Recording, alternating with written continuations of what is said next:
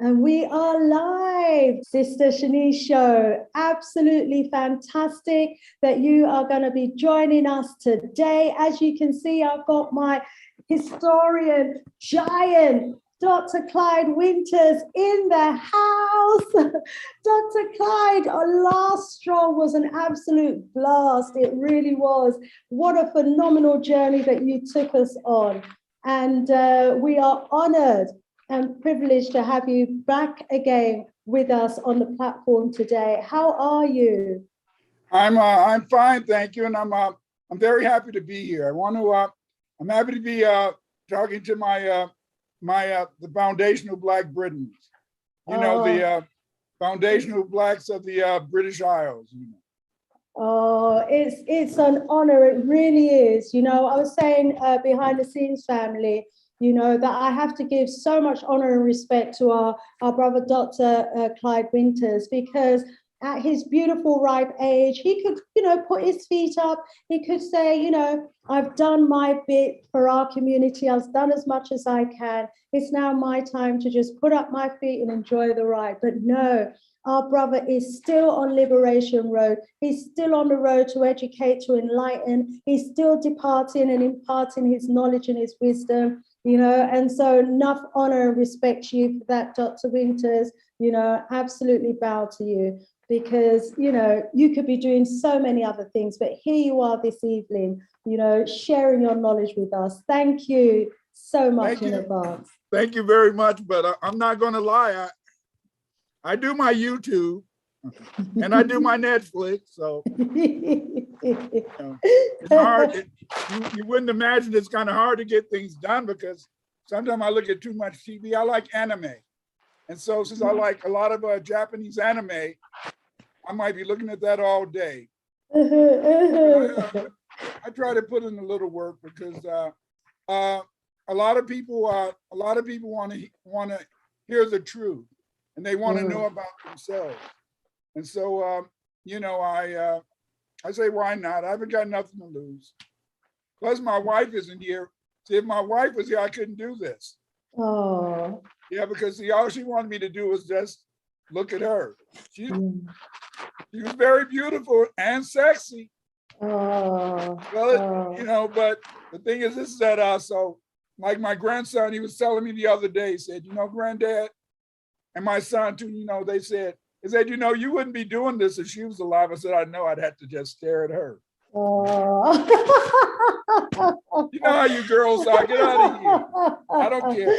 I don't care if you can be 15, you can be 15 to 82. You still want your man to know you exist. Absolutely. You still want your man to touch you.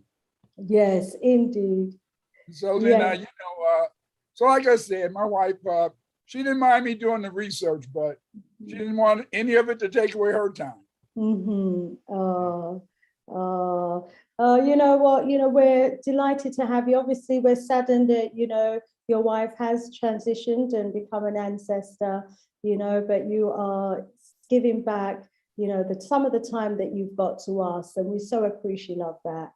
Life is precious. Life is precious. We've got to do the most that we can and the best that we can, family, whilst we've got breath. My condolences today actually go out to my sister's mother-in-law. Yeah, my condolences. She actually passed on this morning. No. And it was just on Friday that she celebrated her 99th Earth Day. Wow. Her 99th Earth Day. Yeah. And she looked so good. She looked beautiful, for 99. She really, really did.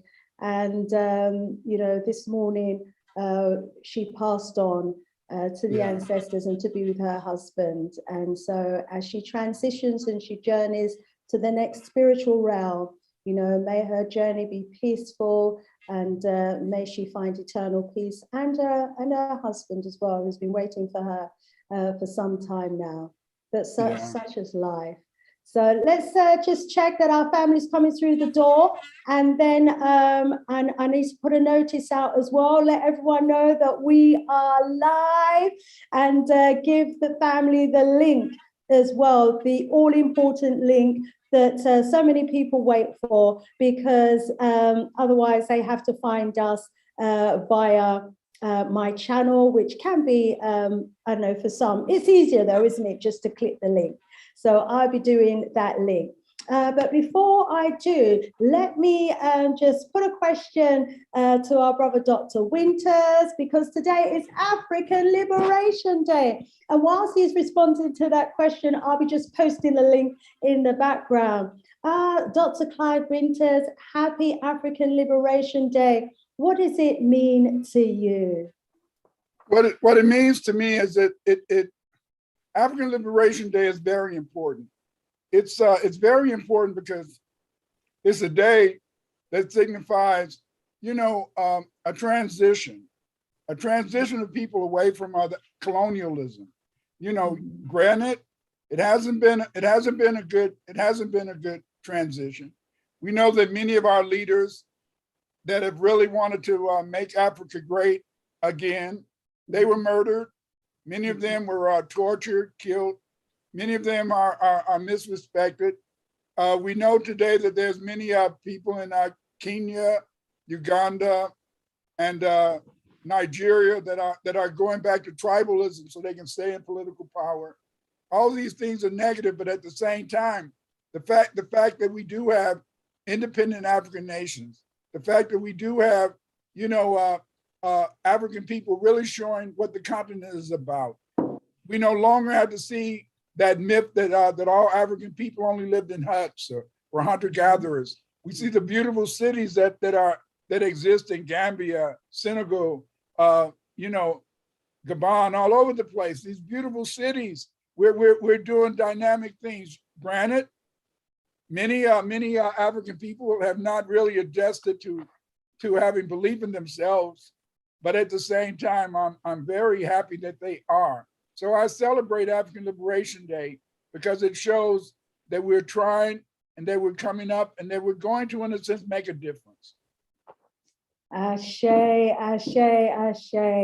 Yes, indeed. And so happy Liberation Day, everybody. How have you been spending the day? Wow, wow, wow. And, just imagine if Kwame Nkrumah had his way, where we would be today. Yeah. It was such a vision. Mm-hmm. It would be so different, but again, it's still time. It's still the Europeans' time, and soon we'll have our time and we'll go back.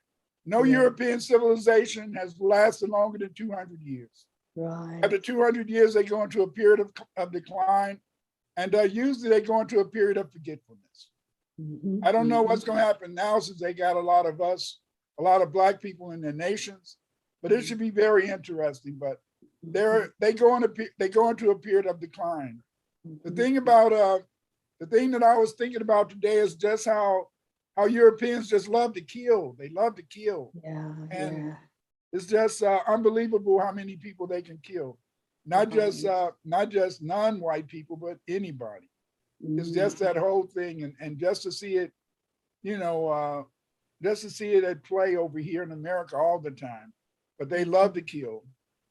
That's their biggest thing, just like, but they blame the bestiality of people on other people. And they're the ones in a sense that spread this murder, this terror, And but all you can do is try to fight it, It's a terrible situation. I mean, there was another mass murder, that happened today, wasn't there? In America, a young 18-year-old shot and murdered about 14 children. I know he killed, what was it? He killed 19 children. 19. Yeah, I don't know. 19, including his grandmother. Yeah, he killed his grandma. But see, I doubt if he killed 19. I doubt if he killed all 19. What do you think happened? I think what happened. Remember, he ran into the school, but the police were shooting at him. Oh. So they were shooting back and forth. So I'm pretty sure that if he was shooting at them, he didn't have time to kill 19 kids.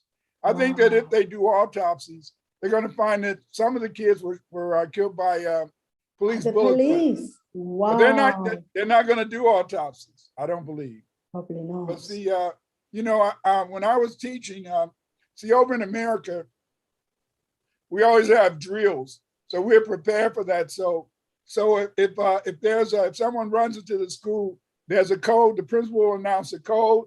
We'll immediately lock our doors, and we had to get all the kids up against the wall, and we have to make it so that they can hide and not near the door or the windows. Wow. We had to practice that. Oh, yeah. Imagine having to practice a drill like that. At least twice a month. Crazy. It's America.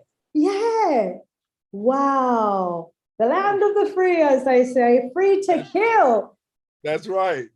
Oh God. I mean, they talk about people getting killed in Chicago, but that's gangbangers.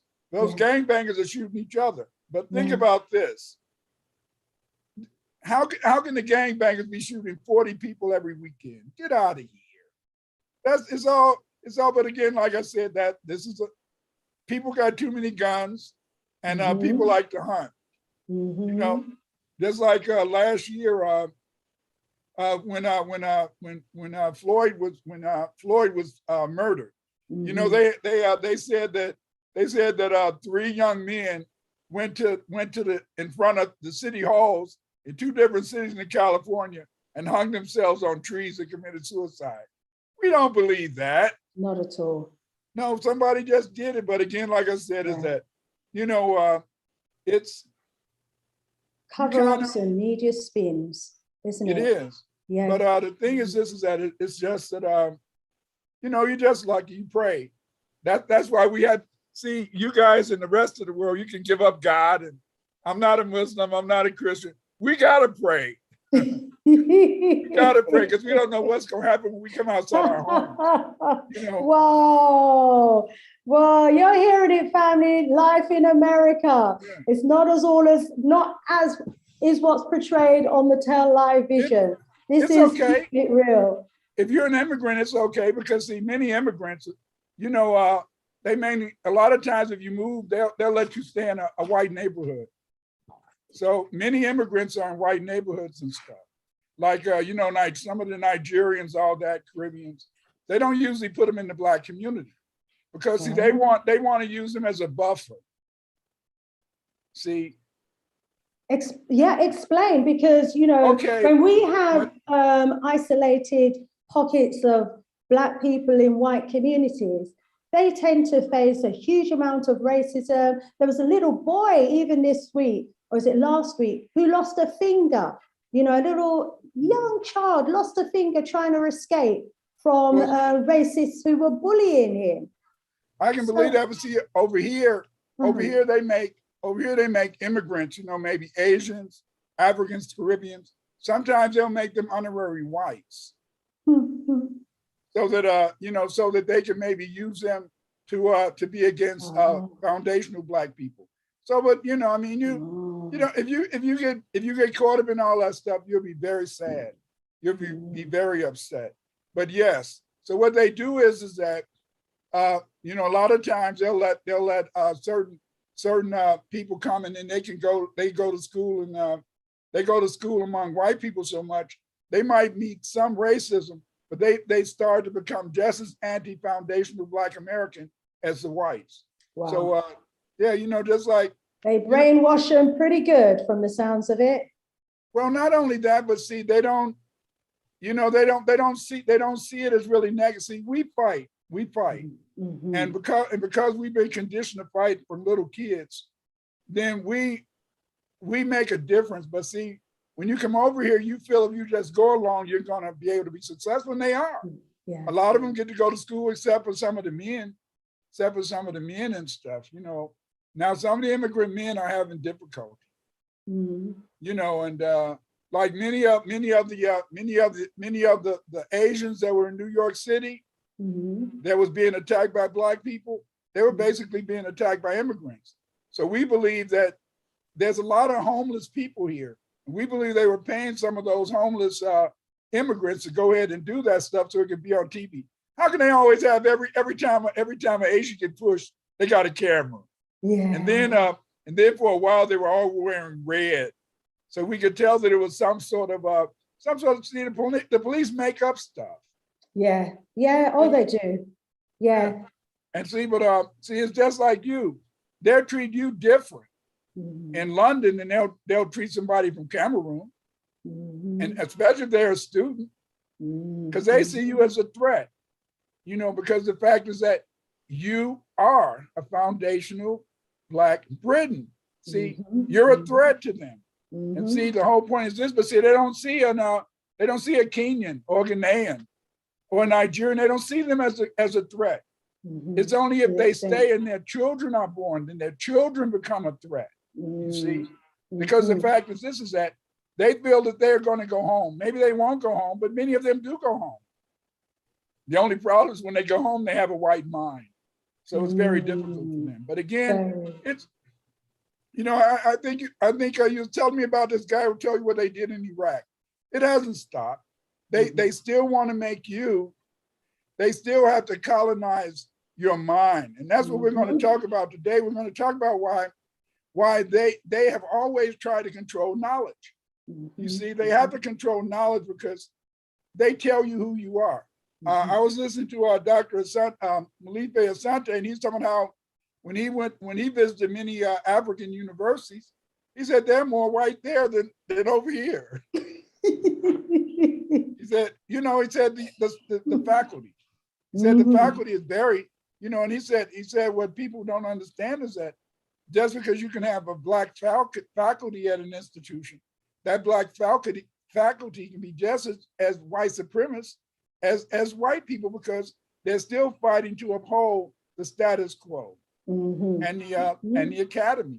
And the academy and the status quo aims at keeping Black people down, keeping, you know, no matter where you're at around the world.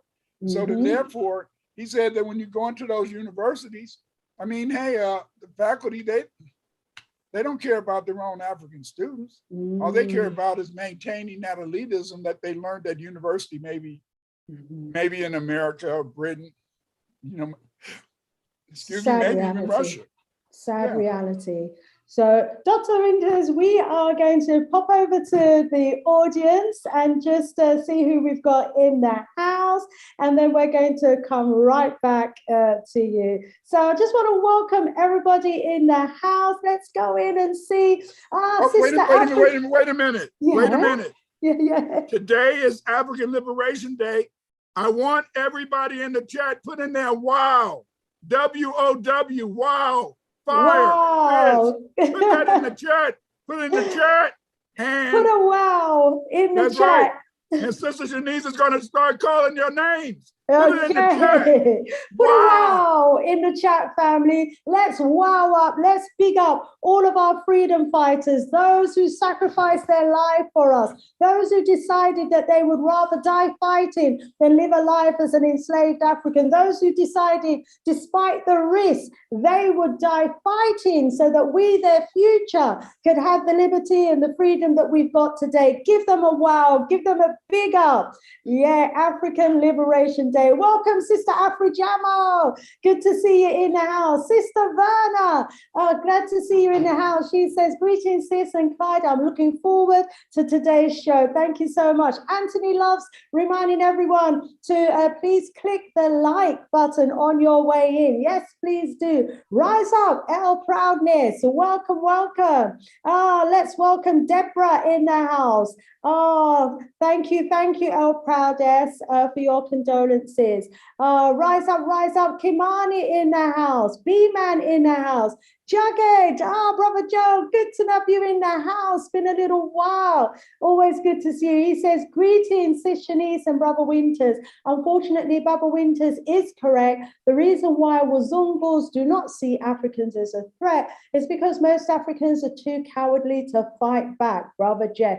Is that the case? Are our brothers on the continent too cowardly to fight back? Is that the case?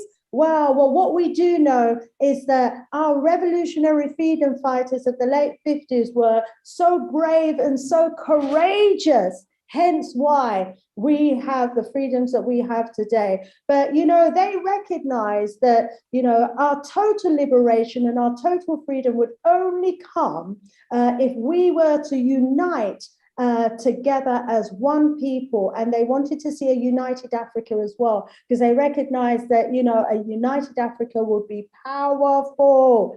And of course, we had those cowardly ones who would rather sit over a little tiny empire than come together as a strong body. So here we are with 52 or 55 heads, you know, of Africa, and wonder why we've got the problem we've got today. Is there anything out there with 55 heads other than the African continent? Oh my gosh. Rise up, brother Jeff. Good to have you in the house. Roger, good to have you in the house. He said, Bajan in the house, from New York City. Rise up, rise up. Jarina in the house. Rise up, rise up. She's saying, Jughead One, Africans freed their own country, unlike African Americans of your generation. Oh, you started something there. Hazel's in the house. Rise up, rise up. Sister V's in the house, giving a high five and a wow. Anthony Lowe in the house, giving a wow. Brother Jeff giving a wow. Itana giving a wow. Rise up, Sister Itana. Dinah Swift giving a wow. D giving a hands up. Oh, brilliant. S.A. Smith, Kaz Light, Icon Bay in the house. B-Man in the house. Welcome, welcome, all of you. Armin Man, Armin Man, welcome, welcome. Giving a wow, saying real talk already. Family, B-Drill, welcome. Brother Iconic, welcome, saying Happy Mother Africa Day. Thank you for giving us the life and all the great ancestors. We got to get away, get away, get away. Stop saying Mother Africa. It's Mama. Mama Africa, Mama. Mama, baby. Mama Africa. Oh, Gebra in the house. Blessings, black at you. Brother Gibra, Brother Kimani. Rise up, family. More love, more power, more voodoo, more strength to each and every one of you. Dr. Clyde, you've livened up the audience. We're ready for you now. Are you ready to share screen? Yes, give me a couple of minutes. I'm going to see if I can get it right.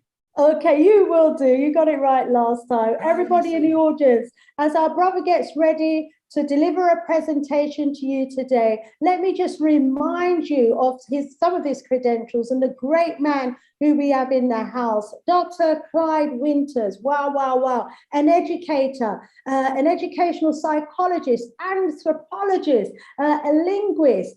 He's self-taught a whole range of grades from elementary school to university level. He's interested in learning theory, brain-based learning, Asian history, population genetics. He's been instrumental in using population genetic linguistics and anthropology, improving the indigenous origins of Afro-Americans and the African origin of the Paleo-Americans in North and South America. Dr. Winters has illustrated that Africans can be and have been settling the new world and building new civilizations and cultures in America for the past 100,000 years. He's written and published numerous anthropological, linguistics, education, and population genetics articles. And many of his articles have appeared in peer-reviewed journals and online. He's published, family, no fewer than 34 books, including Atlantis in America. Oh, wow, wow, wow. We're not just Africans, family. We're not just Africans and African. We have had African empires, Asian American empires. We are phenomenal as a people. Family, we have a giant in the house. We are honored. Dr. Clyde, to have you deliver and impart some of your wisdom to us today. Family, hold on to your chair. Yeah, our professor, our Dr. Clyde Winters is going to make sure you stay awake, okay? Embrace his energy, embrace it, yeah? This ain't no graveyard, okay? Embrace his energy and hold on for the journey. Over to you, Dr. Clyde. Peter Fryer wrote, there were Africans in Britain before the English came. Foundational Black Britons, you have to remember, if you've been born in Britain, that's your homeland. Listen, if Peter Fry could say that there were Africans in Britain before the English came, that explains to you that we were in exile. Your parents, your great parents were in exile. They ran you. They took away your homeland, but you're back home now. Okay, these slides, when I get through, I'm gonna put the slides in my Patreon. So you can go to Patreon, you can join my Patreon, and you can find the slides of this presentation and all of my presentation. My Twitter is at Dr. Clyde Winters 8. Go to YouTube and you can see I have over 244 videos. These videos are about every aspect of ancient history. Please go to my YouTube page. I want you and guys to subscribe. I want you to subscribe. I want to have a lot of subscribers, and I want you to look at the films. Tomorrow I'm going to be doing a presentation with Reverend Philip Matthews, and we're going to be talking about the ancient Dravidian religion, the inspiration for the Indus Valley Seals. I hope you'll join me. But today, Dr. Shanice, I'm calling you doctor. I'm honored. You made this beautiful advertisement, origin of the foundational Black British. And look at that sister. Oh, baby. Look at her. So beautiful. Yeah. That's what it's all about. They've been trying, in a sense, to knock us down, to bring us down. But Sister Janice, you're bringing it up here. You're letting us see the beauty. Stop feeling, in a sense, that our sisters aren't beautiful. Yes, look at that sister. Oh, baby. Beautiful. Peter Fry wrote there were Africans in Britain before the English came. You know, Dr. Malithi Asante, he said that he went over to England and he wanted to talk to Diop.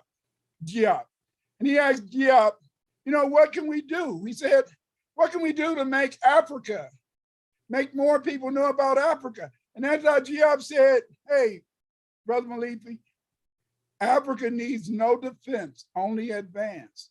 Wow.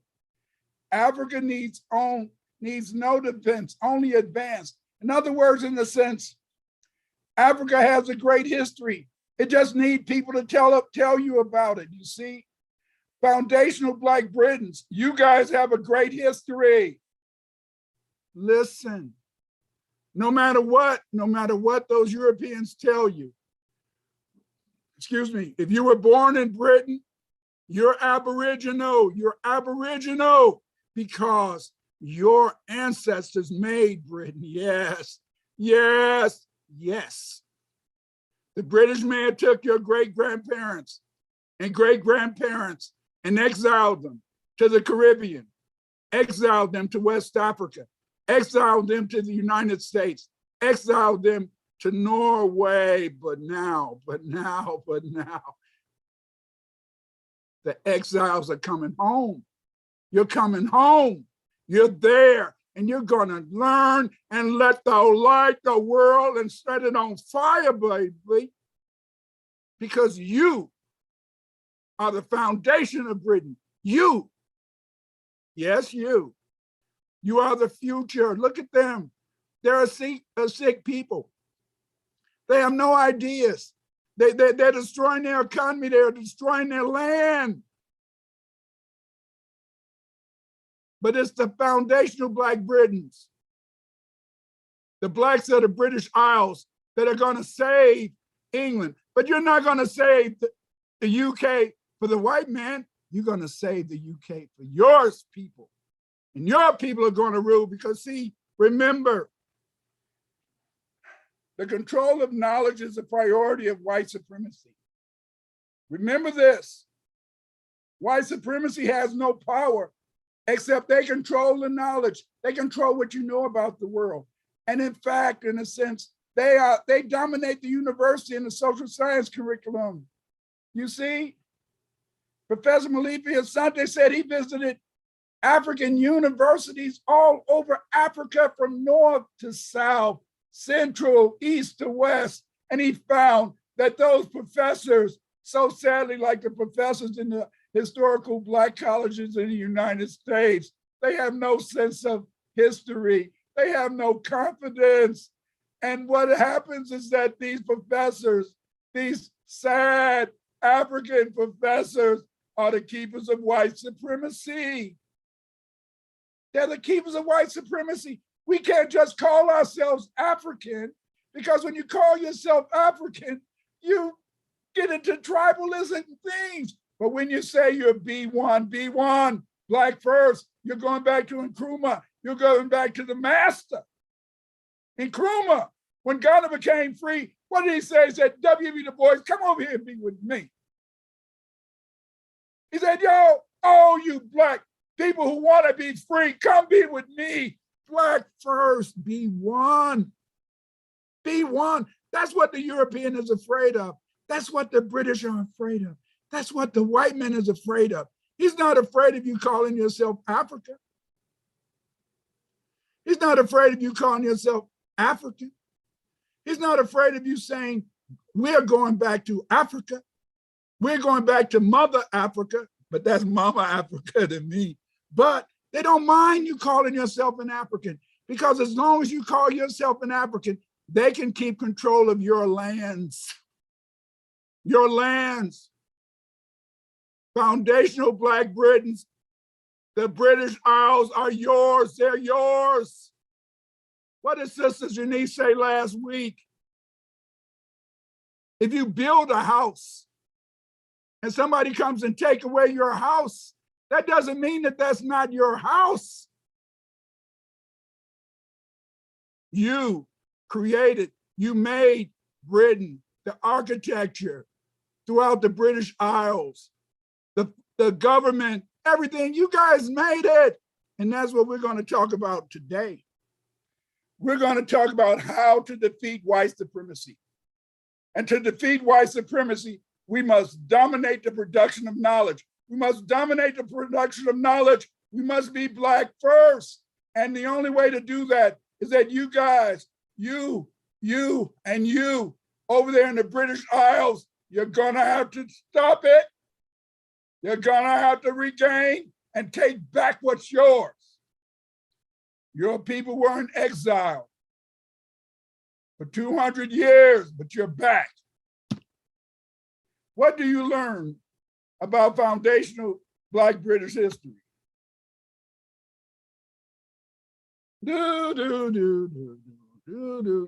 Oops, that's right. This is what you learn about foundational Black British history. Nothing. Nothing. True. White supremacists' view of Blacks in Britain. This is what they tell you every day. This is what they put in the media. This is what they put in the newspapers. This is what they put on TV.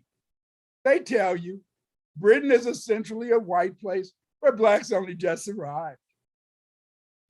They tell you that Black people had no history in Britain. But what did Fryer say? Fryer said Britain had Black people before the white people came. Listen, the colonial connections were mythologized in the various statues and monuments that surround Blacks in Britain.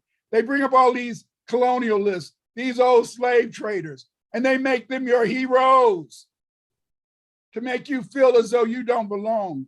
They tell you that in the past, the Black Britons were not in curricula, or they don't mediate any conversation.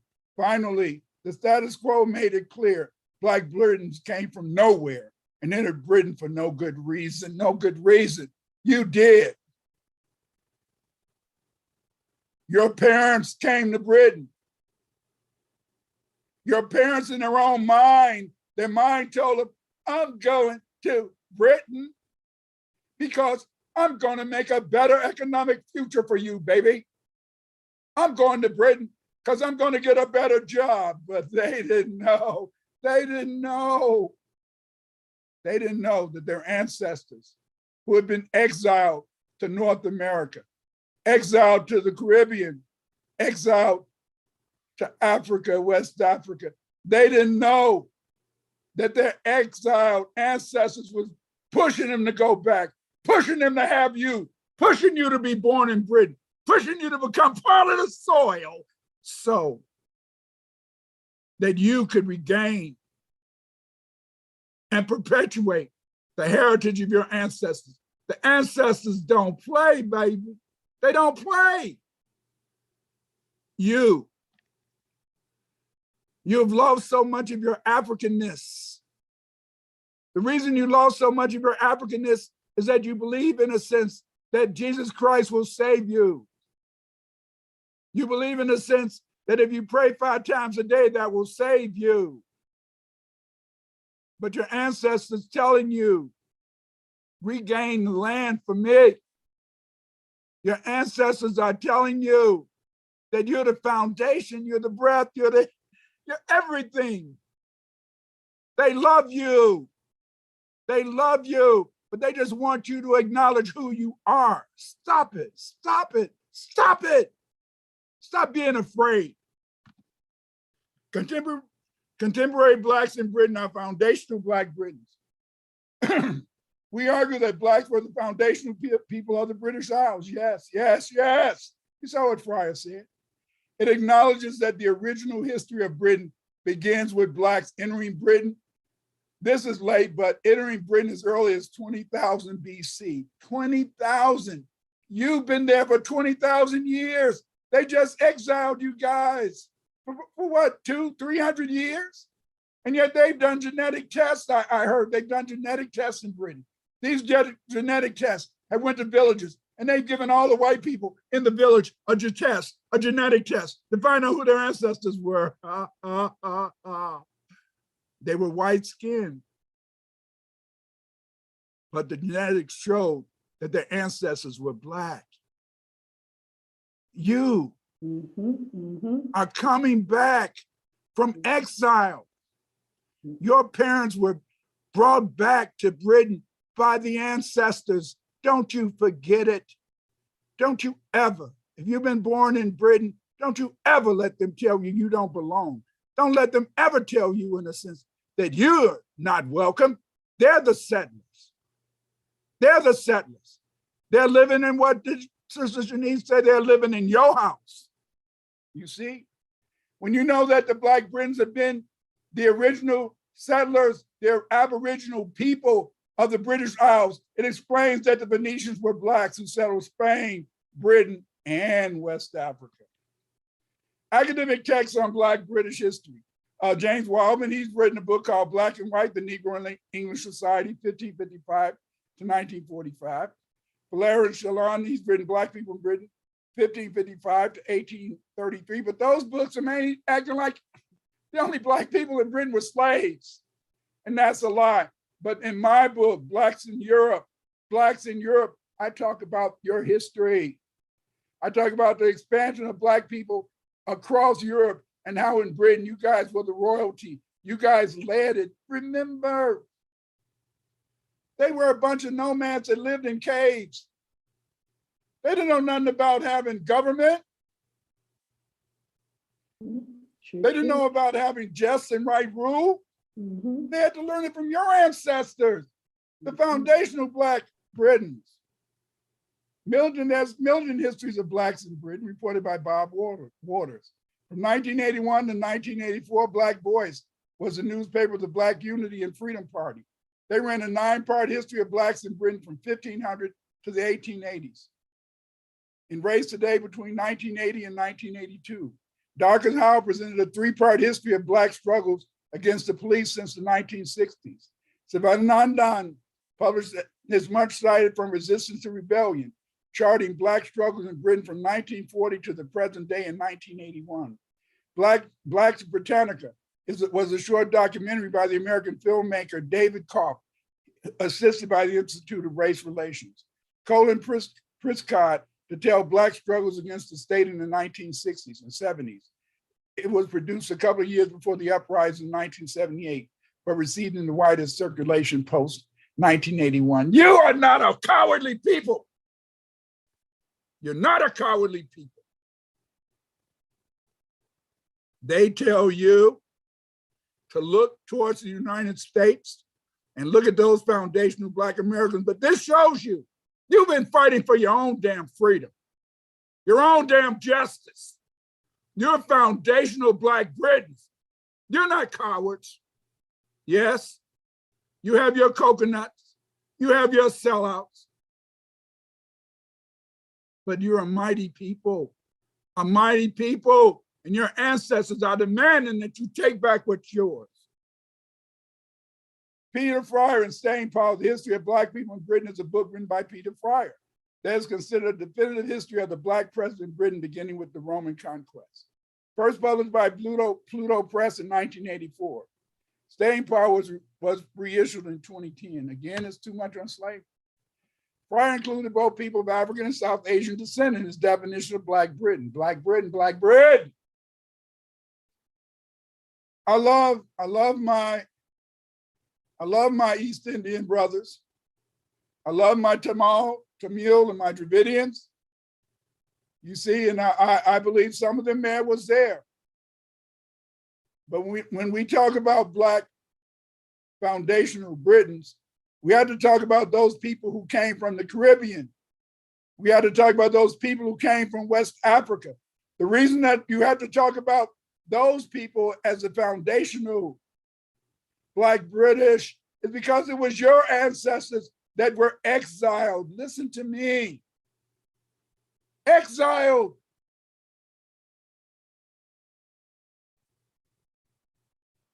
All they couldn't whiten, all they couldn't exterminate, they exiled. You just coming home.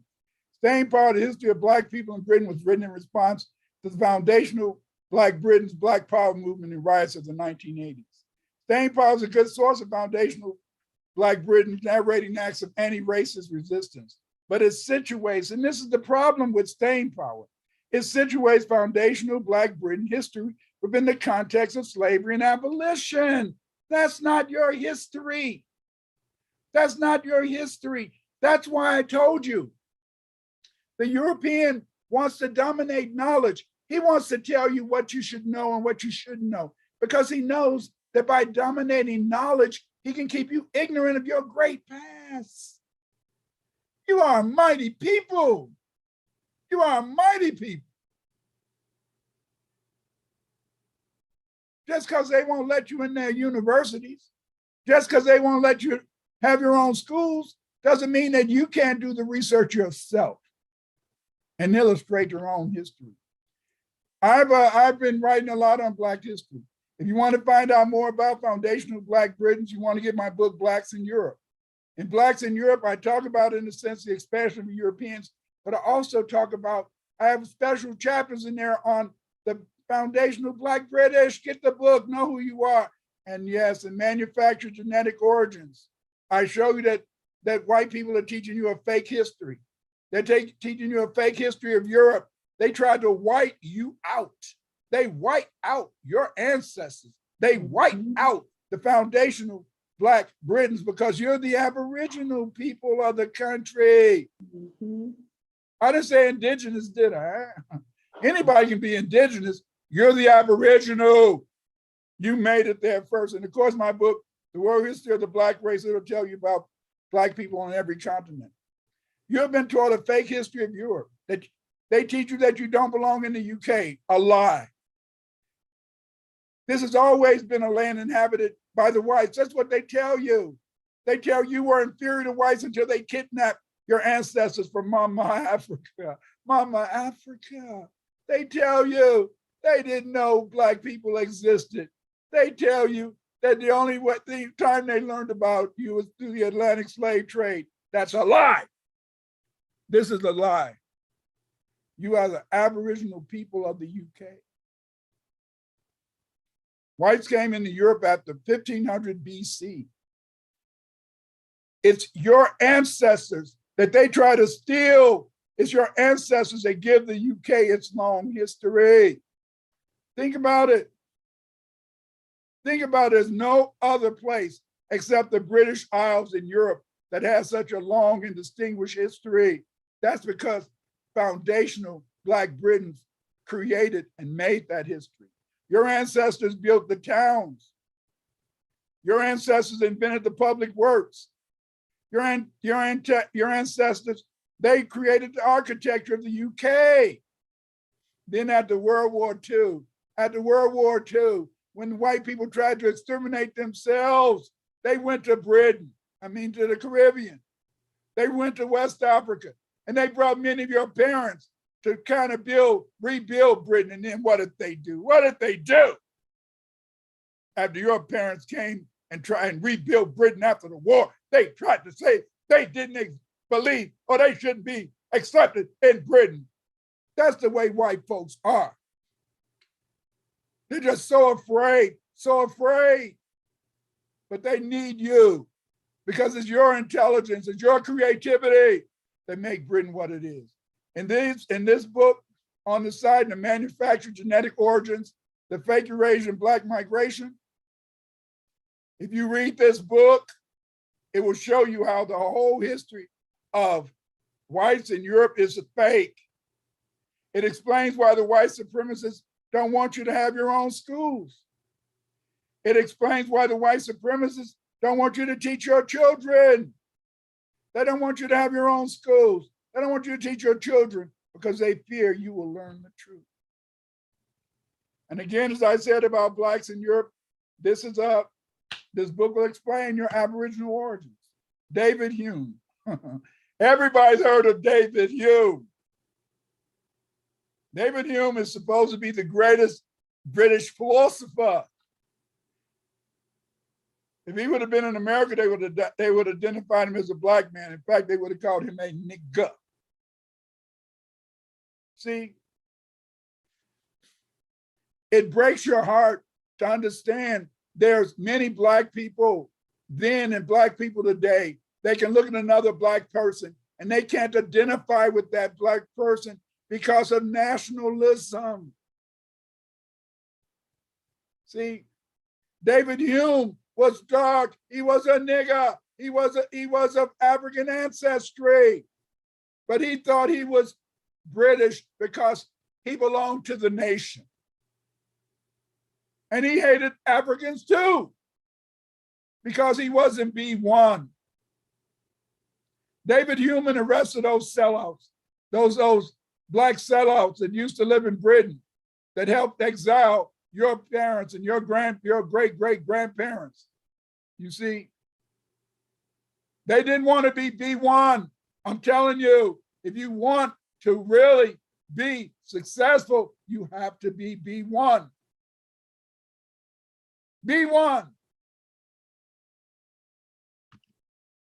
The comments of Hume made it clear that Blacks native of Europe did not identify with Blacks in Africa and the Aboriginal coppered Black-colored Americans. The behavior of Hume supports Zora Neale Hurston's saying, all my skin folks ain't kin folks. I repeat, all my skin folks ain't kin folks. Because Hume did not see himself as a Negro or Black, because he exists as a Black Britons, as the original European settlers of the United Kingdom. Yes, Hume felt that since it was his people, Black people, that built Britain, he felt that he was British, but he didn't understand those white people who were surrounding him. They were Anglos, they were Saxons. They did not see him as a British person. They saw him as a Black person. And they let him, in a sense, talking stuff just like today. Look at all the Uncle Toms you find in America. Look at all the Toms you find in Britain. They're always speaking up for the white man. They're always telling you that the white man is right. They're always putting down their own people, putting down their own race. You see them. You see them. Just because they got a nice job. They feel you can put you down, but that doesn't matter. They can't take away the knowledge. They can't take away the knowledge that we know that Britain was made by foundational Black British, the British Isles. The British Isles were Black islands. And I mean, they were Black islands because they were full of nothing but Black people. Until we let them in. Yes, we let them in. We let them in, you know. Even many of the Vikings that came later, they were Black. Oh, here's Dr. Winters. Blackity black, blackity black, blackity black, black, black. Do your homework, do your research. You see? Black Europeans back in the day did not identify with other Blacks because, oh, my skin folks ain't kin folks.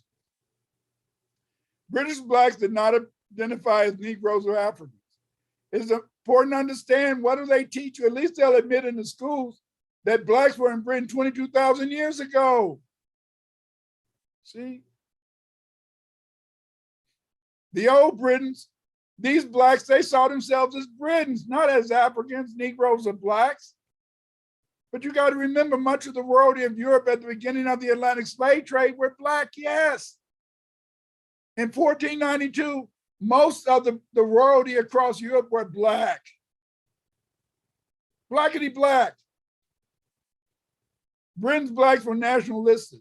They did not identify with Blacks in other parts of the world. By not being B1, they were eventually whitened out or exiled to Norway, the Caribbean, USA, and Africa. Yes. Your great-great-great-great-grandparents were exiled. They were exiled. They were sent to various parts of the world as indentured servants. Some of you were even made slaves, or your children were made slaves. But you're home now. You're back from exile. Your ancestors called you home. You know, the British pretend, whites, they pretend they don't know about the Blacks of the UK. But David McRitchie wrote a book called Ancient and Modern Britons. They know your history. They just want to keep you from knowing your history. The first Britons were Black. This is supported by the reconstruction of the Chatter Man who lived in Britain 10,000 years ago. Chatter Man, Britain's oldest complete skeleton, belonged to this group. He lived around 10,000 years ago. But by the time the Beaker folk came to Britain 4,400 years ago, the hunter-gatherers had long since gone. Farmers migrated to Britain 6,000 years ago. They were the ones who replaced the hunter-gatherers. I said farmers, farmers, farmers. Foundational Black Britons have been farming in Europe for the past 8,000 years. They were farming in the British Isles. They were replaced by the Beaker migration wave roughly 1,600 years later. Agro-pastoral people cultivated crops and herded cattle. Elements of the agro-pastoral members of the Bell, Beaker, and corded ware complexes appeared first in the African Sahara. Yes, the African Sahara. When they talk about Bell, Beaker, they talk about corded ware. They act as though, it just originated in Europe. You know, some white folks, they just made it. You know, because white folks, they make all this stuff. That's a lie. The Bell, Beaker, and corded ware came from Mama Africa. Mama Africa. These cattle herders and hunters were using bows and arrows. I know you've also heard of the Yamnaya archers. The wrist guard bows may have had their origin in Sahara, where we see similar wrist guards. Dugas provides a number of radiocarbon dates for the Bell Beaker complex in North Africa. We find Bell Beaker ware dating to 3700 BC in Morocco. By 2700 BC, we see the expansion of Beaker complex into Iberia. The Iberian Bell Beaker complex is associated with the maritime tradition.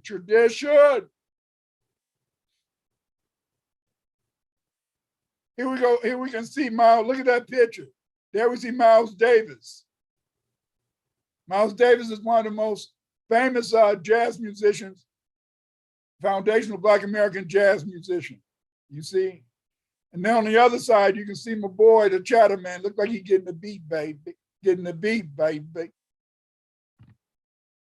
There are numerous Bell Beaker sites in the Sahara and Morocco. A center of the Moroccan Beaker complex, ceramics and arrowheads come from Hazi Wanzaga, and in the cave of Itri Udabarid. Artifacts found at these sites are similar to Iberian Beaker complex forms. Yes, these pottery designs. Didn't no white people make that stuff. It wasn't no white people around. White people don't appear on Earth until 1400 BC. I will say it again. White people did not appear on Earth until 1400 BC. You had already been in Britain for 5,500 years before any white people even showed up in the Caucasus Mountains. The interesting fact about the discovery of these artifacts is that they were widespread across the Middle Atlas Mountains at sites such as El Kifian, Eskayat, Deruza, Kaf, Bat El Gah, and Ifri Ubadari. This finding matches correct, which explains the spread of typically Beaker-style stamp decoration, bell beaker culture pottery from Morocco into Iberia and thence to the rest of Europe. Yes, yes. You know, you go to these schools, and these Europeans, they put out these books, and they claim that they claim that civilization came from the Caucasus Mountains. Yeah, there was some Kushites in the Caucasus Mountains, granted, but also other African people came in from across the Straits of Gibraltar, went into Spain and moved from Spain across Europe and into the British Isles, where your ancestors lived. McWhite claims there was a close relationship between Iberia and Britain.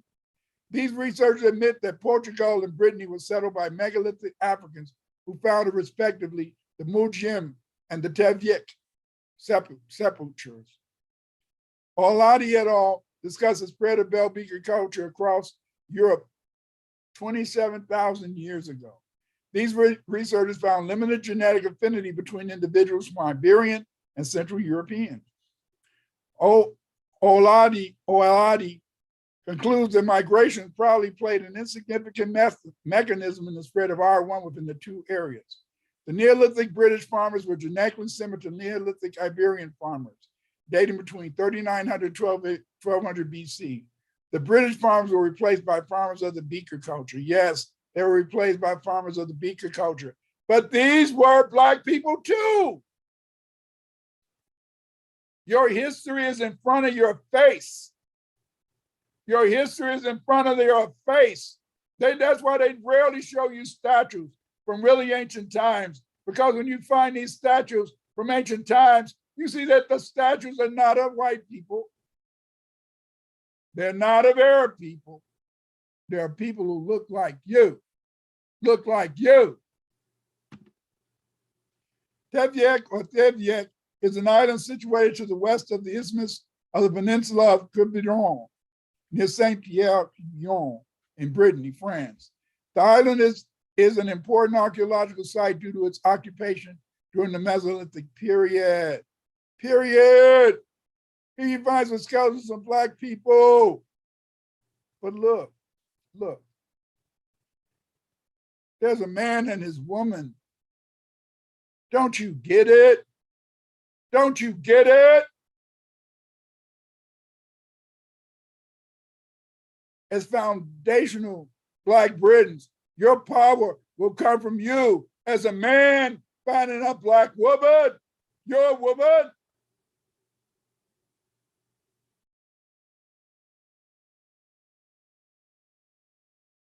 A European woman cannot suffice. Yes, she's the sex symbol of the world. She's a sex symbol of the universe, but it's nothing like a sister. Look.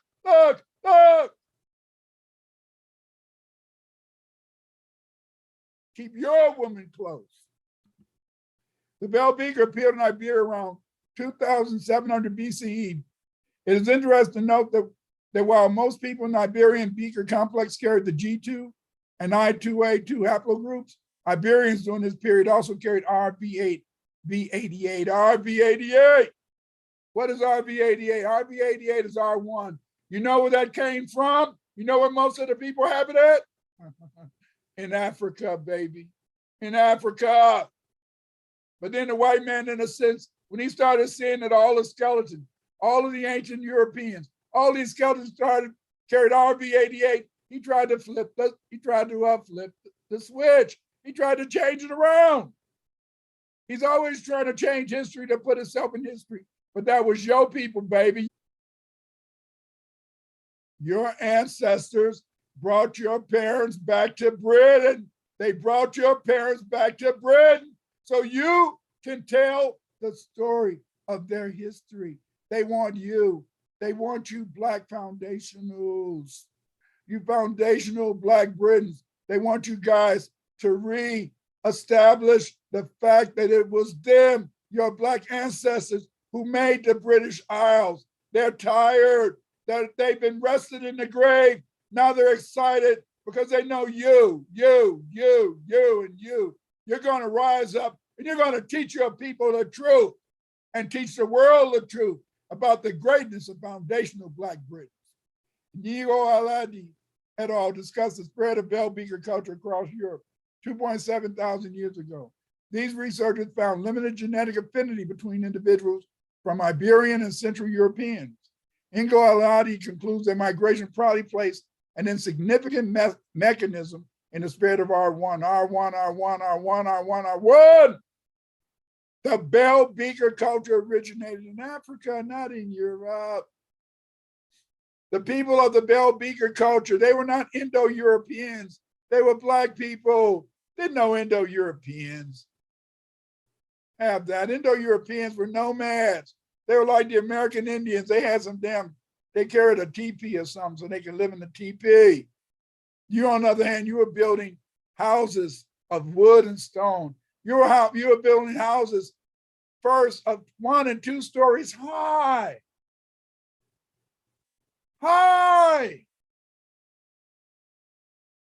Your ancestors were architects. When you look at all this great architecture in Britain, you say, oh, wow, the white man really something, ain't he? No, it's a lie. It was your people who built those magnificent homes, those magnificent castles. The white people didn't live in the castles at first. It was Black people, Black royalty. Stop it, stop it, stop it. Stop accepting the lie. In summary, late Neolithic Bell Beaker tradition originated in Africa and expanded from Takwa region of Iberia to Ireland and Scandinavia between 2,800 and 2,700 BC. The Y chromosome carried by these people was primarily R1b1, as Samarin in Spain. I bet right now a lot of you foundational Black Britons carry R1b. When you carry R1b, they tell you, oh, that you carrying that because we raped your mama down in we raped your grandmama down in the Caribbean. You Africans, you guys from Nigeria, oh, we raped your mama over there too. That's a damn lie. You carry R1 because you're carrying the genes that your people carried, your ancestors carried. Go into a Black room, sit down, concentrate, ask your ancestors, ask the mighty ancestors, the Holy Spirits of your ancestors to come and tell you your history, show you where to find the books, show you where to find the documents. They got lots of documents over there in Britain. They got lots of records. You can go on those records and you will see where you came from. You will see what the great history is of the Black Britons. Do the homework. Here's Dr. Marie Childs. Dr. Marie Childs, what a sister. It was Dr. Marie Childs who coined the name Foundational Black Britons. Yes, she's the one who coined this name. I didn't have no way to identify you. I would have no way to identify you except for the fact that it was Dr. Marie Childs who coined the name Foundational Black Britons. She did a study. And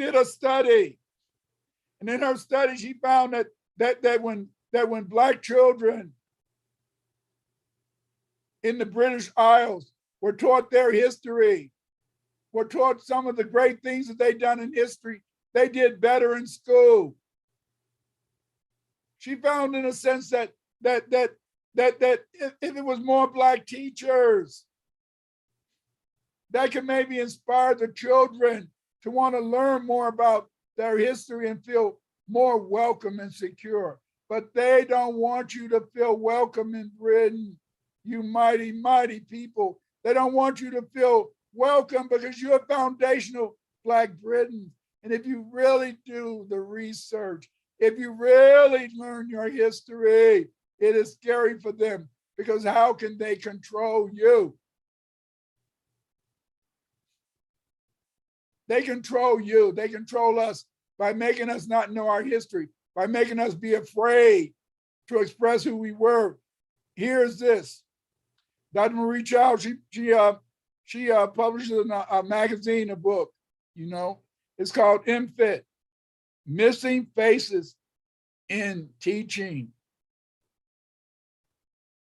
She finds all of these ancient artifacts that are in Europe and show how these ancient artifacts found in Europe today show the culture of African people. Mama Africa, Mama Africa.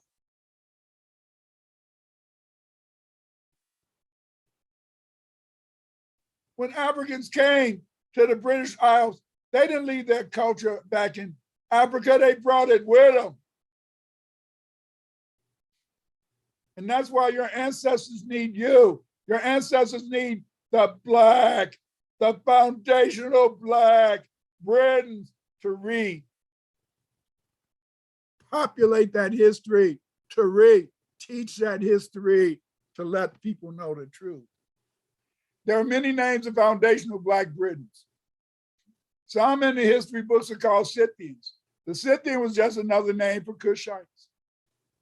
I know you've heard about the Celts, you've heard about the Picts, but whenever you hear about the Celtic, the Celtic, they call it Celtic over there, the Celtic people, they always tell you that the Celtic people, by the way, were Irish. They were right at somebody born in 40 go immediately. No, the Celtic people were Black. They talk about the leprechaun. And you know, the leprechaun, if you find a leprechaun, you find a pot of gold. They're talking about little Black people. The Anu who built great cities. I don't know about over there, but over here they talk about Billy Goat Gruff. And there's an ogre. There's an ogre over the bridge. And the ogre wouldn't let the people cross the bridge. You know what ogre means? In Ugri, ogre means Black people. They're talking about the fact that when they wanted to go into these Black cities, the Black people would keep them out because they came in to steal. They came in to plunder. You're a mighty people. You're mighty people. You foundational Black Britons. Your history is so long. And what makes it so good is that you've got the records to write your history. Then other foundational Black Britons were called Niger, Dub. And these were mainly in Scotland. And then we definitely know about the Moors. Yes. Yes. The white people know your history.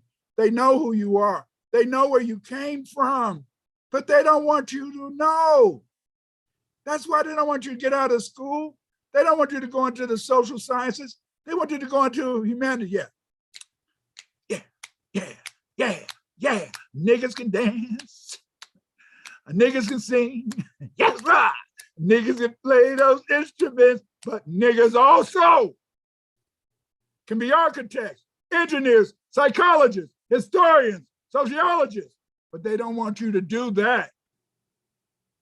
They don't want you to do that. They want you to sing and dance and smile. Yes, smile. Jay Rogers.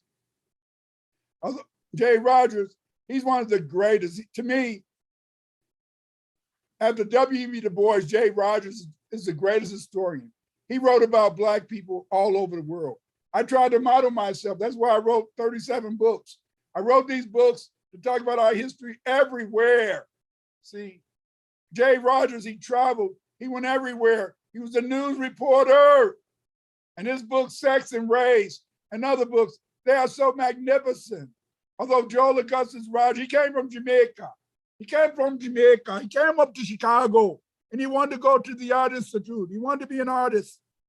But the Art Institute said, nigga, you can't go here. Oh, I'm sorry. They wouldn't let him go. So he got to be what's called a porter on the train. And these porters, they used to ride, they used to go across the United States, and they used to be in these compartments. They used to be the the servants of the rich white folks that rode on the train.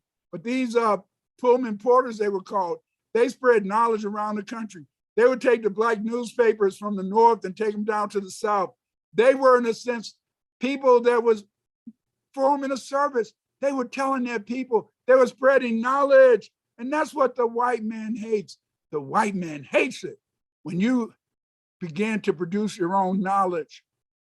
But that's what you guys are going to do. That's why I'm making this tape. That's why I'm talking to Sister Shanice.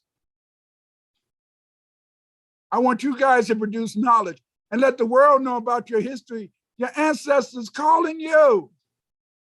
Your ancestors calling you. That's why you can't sleep at night sometimes. That's why when you went to school, you said something wrong. I know it's something else I need to know. And that was your foundational Black British Isles people calling you to teach, to learn, to expand, and to make people aware.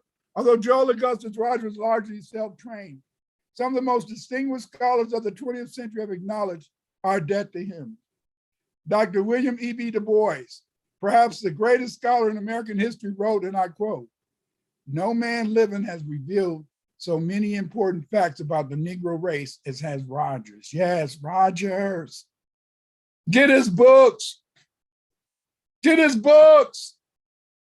If you want to know about Black people in Europe too, get his books. He talks about the modern times. He was just a chronicle of the times. Get that knowledge. Whites, they know the history of foundational Black Britons. J. Rogers published in newspapers and in books. Many of his amazing facts were substantiated by subsequent writings on the topic. For example, he talked about the Scottish of Egypt and the origins of the Scottish people. You see, here's one of his cartoons. He used to make a cartoon kind of historical page for many Black newspapers around the United States back in the 30s, 20s, 30s, 40s. And this says the Scottish people trace their descent from Scotta, an Egyptian pharaoh's daughter, whose people settled first in Spain and then in Ireland. They settled in Spain and Ireland. And John L. Johnson, I haven't read his book yet, but Sister Shanice tells me it's a great book. He writes about the Negro rulers of Scotland and the British Isles. Stop it. Stop it. Stop thinking that you're dumb. Stop thinking that you can't compete with the white man. That's what it's all about. It's a race that you're in. The only problem in the race that you're in is that he ain't already fixed the race. He made it so he's not going to let you really become known. He's not going to really let you compete with him. But although he wants to, in a sense, fix the race, that doesn't mean it should stop you. Jay Rogers didn't go to college. Jay Rogers didn't have to get a university from the damn white man, but he wrote great things and he wrote great histories because he wanted to let our people know what we're done. And that's what your ancestors are calling on you to do.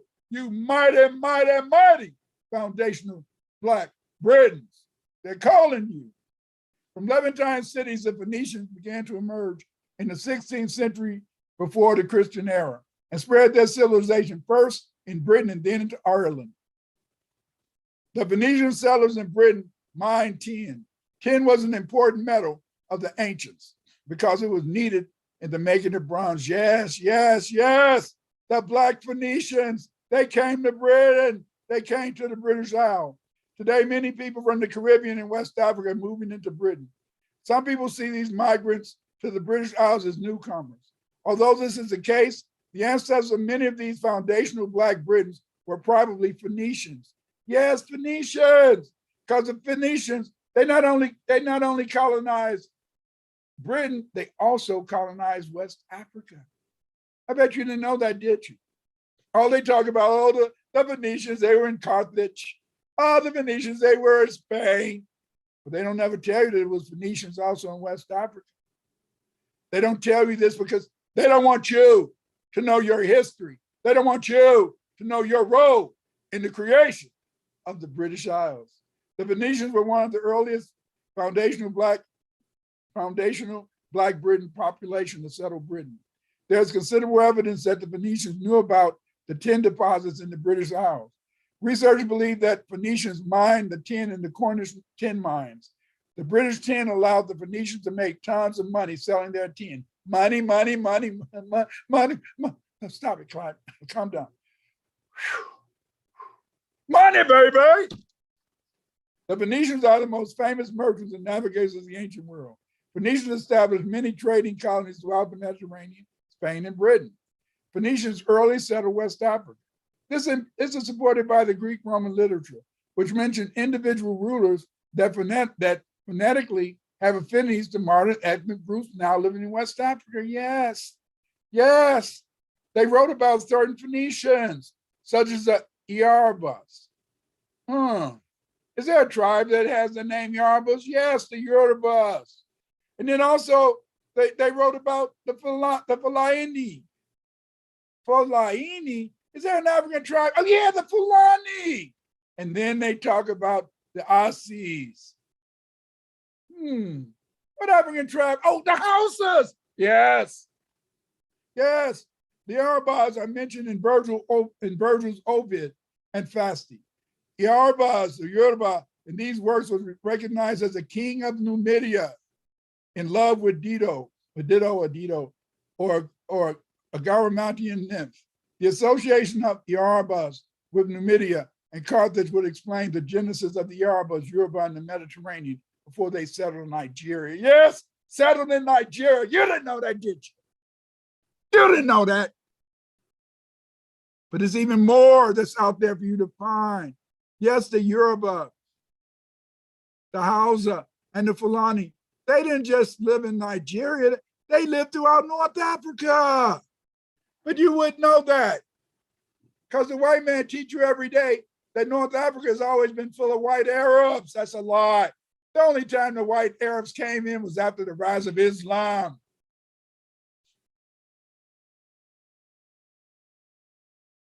North Africa was full of Black people, but again, sadly, a lot of brothers wanted them white women, so they would buy a lot of those white women from the Turks, and now look at most of North Africa along the coast. A bunch of daggone white-looking people, because brothers wanted to let sex control them. Stop it, stop it, stop it. Black women are beautiful. I was married to my wonderful wife for 50 years, and she made me the happiest man on the planet Earth. She was my wonderful, she was my she was everything to me. I see these Black guys, they marry these white women, and then as soon as they ain't got no money, that white woman skip town on them. As soon as they, especially over here in America where you got all these Black athletes, not all white women, not all the white women, I'd be alive I said that. But let's just say a lot of white women, as soon as those Black athletes lose that money, they lose them too. They lose them too. Foundational Black British people, you're related to the Phoenicians, but you're related to the Venetians who also settled West Africa and Britain.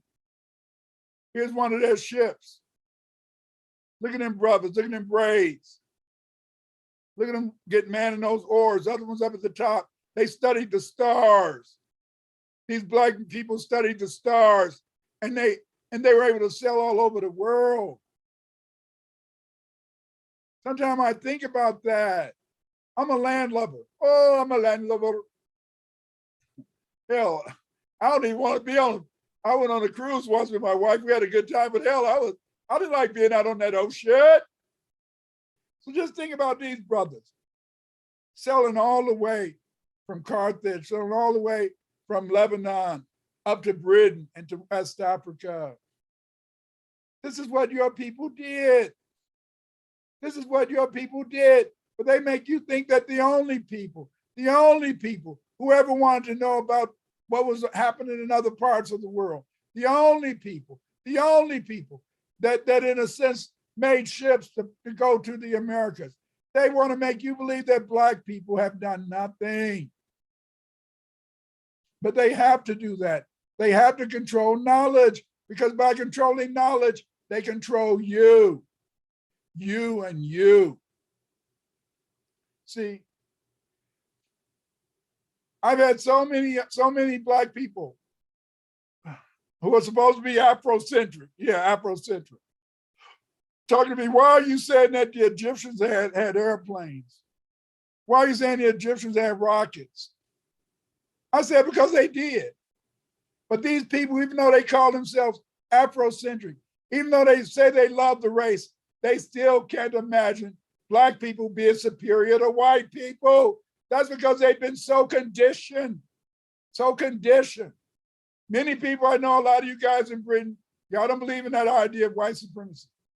As a foundational Black American, I believe in white supremacy, but I believe it's something that I should destroy. It's something I should tear down. It's something I should knock down and fight. See? And so when you try to tell you, just like some of you people out there, when you go and you tell your neighbor, you guys in Britain right now, when you tell your neighbor what you heard on this video, they're going to want to argue you down. You might even find somebody that may want to fight you. You might find somebody that even may want to kill you because you're dared to tell them that they can do more. Because see, many people feel so good to think that they can't accomplish anything, because by them thinking they can't accomplish anything, then they buy into that white superiority. It gives them an explanation. But you're foundational Black Britons. You're a mighty, mighty people. Necho's mission to circumnavigate Africa and Hanno's voyage to West Africa makes it clear that the Venetians were in West Africa. Yes, look at this map. This is where the Phoenicians stopped at. Yes, yes. The president of the Yorubas in Numidia would explain the migration of Yoruba merchants from Carthage to Nigeria. It would also suggest that the Yorubas were Yoruba, the Fulani were Fulani, the Hauses were Hauses, probably also settled in Britain to maintain the 10 miles in Britain. They would represent some of the earliest foundational Black Britons.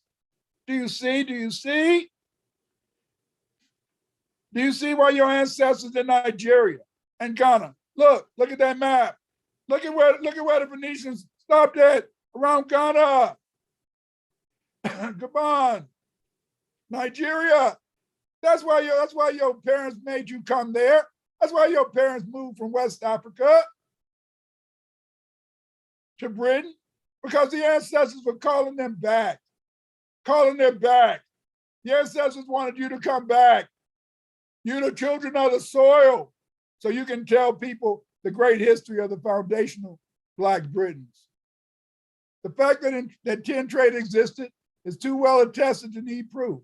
Herodotus, as early as 445 BC, speaks of the British Isles as the 10 islands of the Cassatorides. Pythias mentions the tin trade, as does also Polybius. Diodorus Siculus gives a detailed description of the trade. He tells that the tin was mined, beaten into squares, and carried to an island called Ictus, joined to the mainland in low tide, which is generally held to be Mount St. Michael in Cornwall, although some have identified it with Falmouth. Thence it was shipped to Marseilles and transported across France on pack horses to Marseilles. From Marseilles, it was again shipped to Venetia. And numerous ancient workings in Cromwell still attest to the trade, and tin is still mined there today. Lord Avebury and Sir John Evans held the opinion that the trade exists as early as 1500 BC. And Sir Edward Creasy writes, the British mines mainly supported the glorious adornment of Solomon's temple. This matter ties in very well with the involvement of Phoenician builders with construction of Solomon's temple. Solomon's temple. Phoenicians in Britain. Phoenicians in Britain. And they tell you that your kid can't learn. They tell you that your kid is stupid. They tell you that your kid does not deserve anything because they're ignorant. You remember, those of you who went to private schools, you remember when you went to those private schools over there in Britain and they talked about you, called you names, made you feel inferior, called because they said you were Africans, nothing wrong. I'm proud to be an African. But I'm also proud to be a Choctaw. You have to learn to be proud of your African heritage, but also tell anybody, I am a foundational Black Briton. My ancestors go back 20,000 years. Oh, you just a nigga, your mama came from West Africa. You just a nigga, your mama came from the Caribbean. Yeah, but that's where you white folks exiled us. You exiled us to the Caribbean. You exiled us to West Africa. But we home now, baby. We home now, baby. I felt so proud. I felt so proud when you guys over there went and took down those statues of those slave traders and threw them in the damn lakes or river, wherever the hell it was. But it was beautiful. It was beautiful to see foundational Black Britons take back and let people know you're not gonna keep teaching me a damn lie. David McRitchie in his book, Ancient and Modern Britons, discussed the Black Britons. The Black Britons were native to England, or they came to the British Isles from Egypt and from the Roman Empire and Phoenicia. Other Black Britons were of Muslim or Moorish origin. These Blacks dominated Scotland, Scotia, Ireland, for much of the history up until the rise of Saxon kings. McRitchie claims as late as the 10th century, Scotland was almost all Black. Scotland was almost all Black up to the 10th century. Stop it. Stop it. Stop thinking you're dumb. Stop thinking you don't have a history. Stop thinking that you, as a foundational Black Briton, that you don't have a right to be in Britain. You have more of a right to be there than them. What does Sister Shanice say? If you build a house, if you live in a house, just because they take away your house, don't mean it ain't your house. Whites know your history. The history of Blacks in Britain has been recorded by Gerald Massey, Godfrey Higgins, and David McRitchie. Massey in the Book of Beginnings talked about the Egyptian origin of the foundational Black Britons. Massey explained that Stonehenge, that's all white people talk about, Stonehenge. It was built by foundational Black Celtic priests called Druids. Yes, the Druids. Every time you look at a show, I love Doctor Who, and every time Doctor Who would go around Stonehenge, you always had to have some white people dancing around. You didn't build it. It was foundational Black Britons who were the Druids. Godfrey Higgins discussed the African religious origins of the foundational Black Britons. Gerald Massey wrote, and he says, they must find it hard to take truth for authority, who have so long mistaken authority for truth. Yes. Just because they tell you that it's a white professor, he's an authority. Just because they tell you it's a white businessman, he's an authority. You accept the fact that since he's an authority, he can tell you any lie. You love the lie. You practice the lie, but it's still a lie. You mighty foundational Black Britons, take back your history. Massey said, and I quote, a great nation called Keltai, of whom the Druids were the priests, spread themselves almost the earth and are traced in their gigantic monuments from India to the extremities of Britain. Massey said the Celts were Cushites.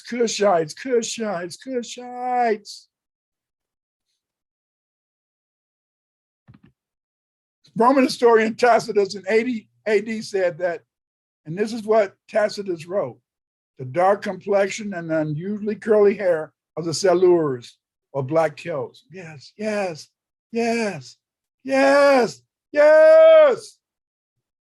When you look at this picture of this brother, you say, oh, he just play acting. He just went to a masquerade party. He may have been to a masquerade party, but that's how some of your ancestors look. That's what some of your ancestors wore. You are Black. You are foundational Black Britons. Your people were exiled, but now you're back home. The first documented Black royal of Europe is the Bengal Lady, yes, the Bengal Lady of Britain.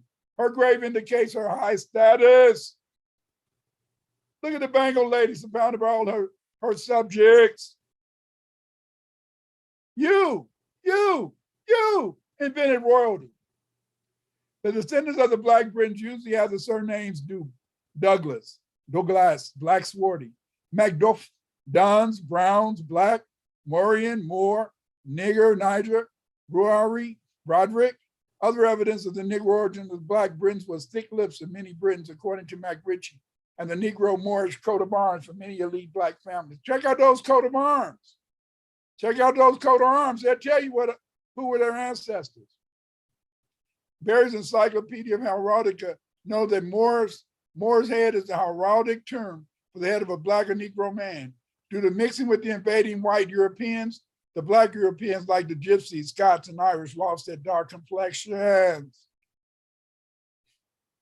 What did he write? Due to the mixing with the invading white Europeans. The white Europeans were invading the British Isles. The white Europeans, that wasn't their homeland. Stop, Black Britain. Stop, foundational Black Britain, stop. Learn your history, know the truth. This one was not the last Black royal of Britain. Up to the British settlement of Britain, North America, there were many Blacks in some of them, and some of them were royals. And we see some of the royals, some of these Black royals. William I, Anna Van II. Here was the Edith of England and Otto of the Holy Roman Empire. They're married in 629. That brother looked like, that guy looks like my brother. I hope he wasn't a player. But anyway, that's another story. I digress. But the biggest fake is King James. Yes, King James. In the middle, we have in a sense the original picture of King James, and then we have on the right and left side we have color copies of the king. It is obvious that he was Negroid. Look how they've changed it. Yes, they tried to get rid of all of the old paintings of the kings, but they forgot this one. On the left, we have the original engraving. On the right, the Eurocentric reproduction. It is clear in this comparison that white supremacists have rounded the face of King James and made his lips thinner. White supremacists rounded the face to make the nose longer. And doing this, white supremacists present more neck in their version of King James than is evident in the original engraving on the left. In addition, in the fake reproduction, the ear is slanted to accommodate the rounding of the face. Look at that picture. Look at how they lie to you. Look at how they change history. You see, a real giveaway that the picture on the right was a fake. They gave him I forgot what they called him, the bar mustache. They only wore that in the 1800s. See, but the European will tell you anything.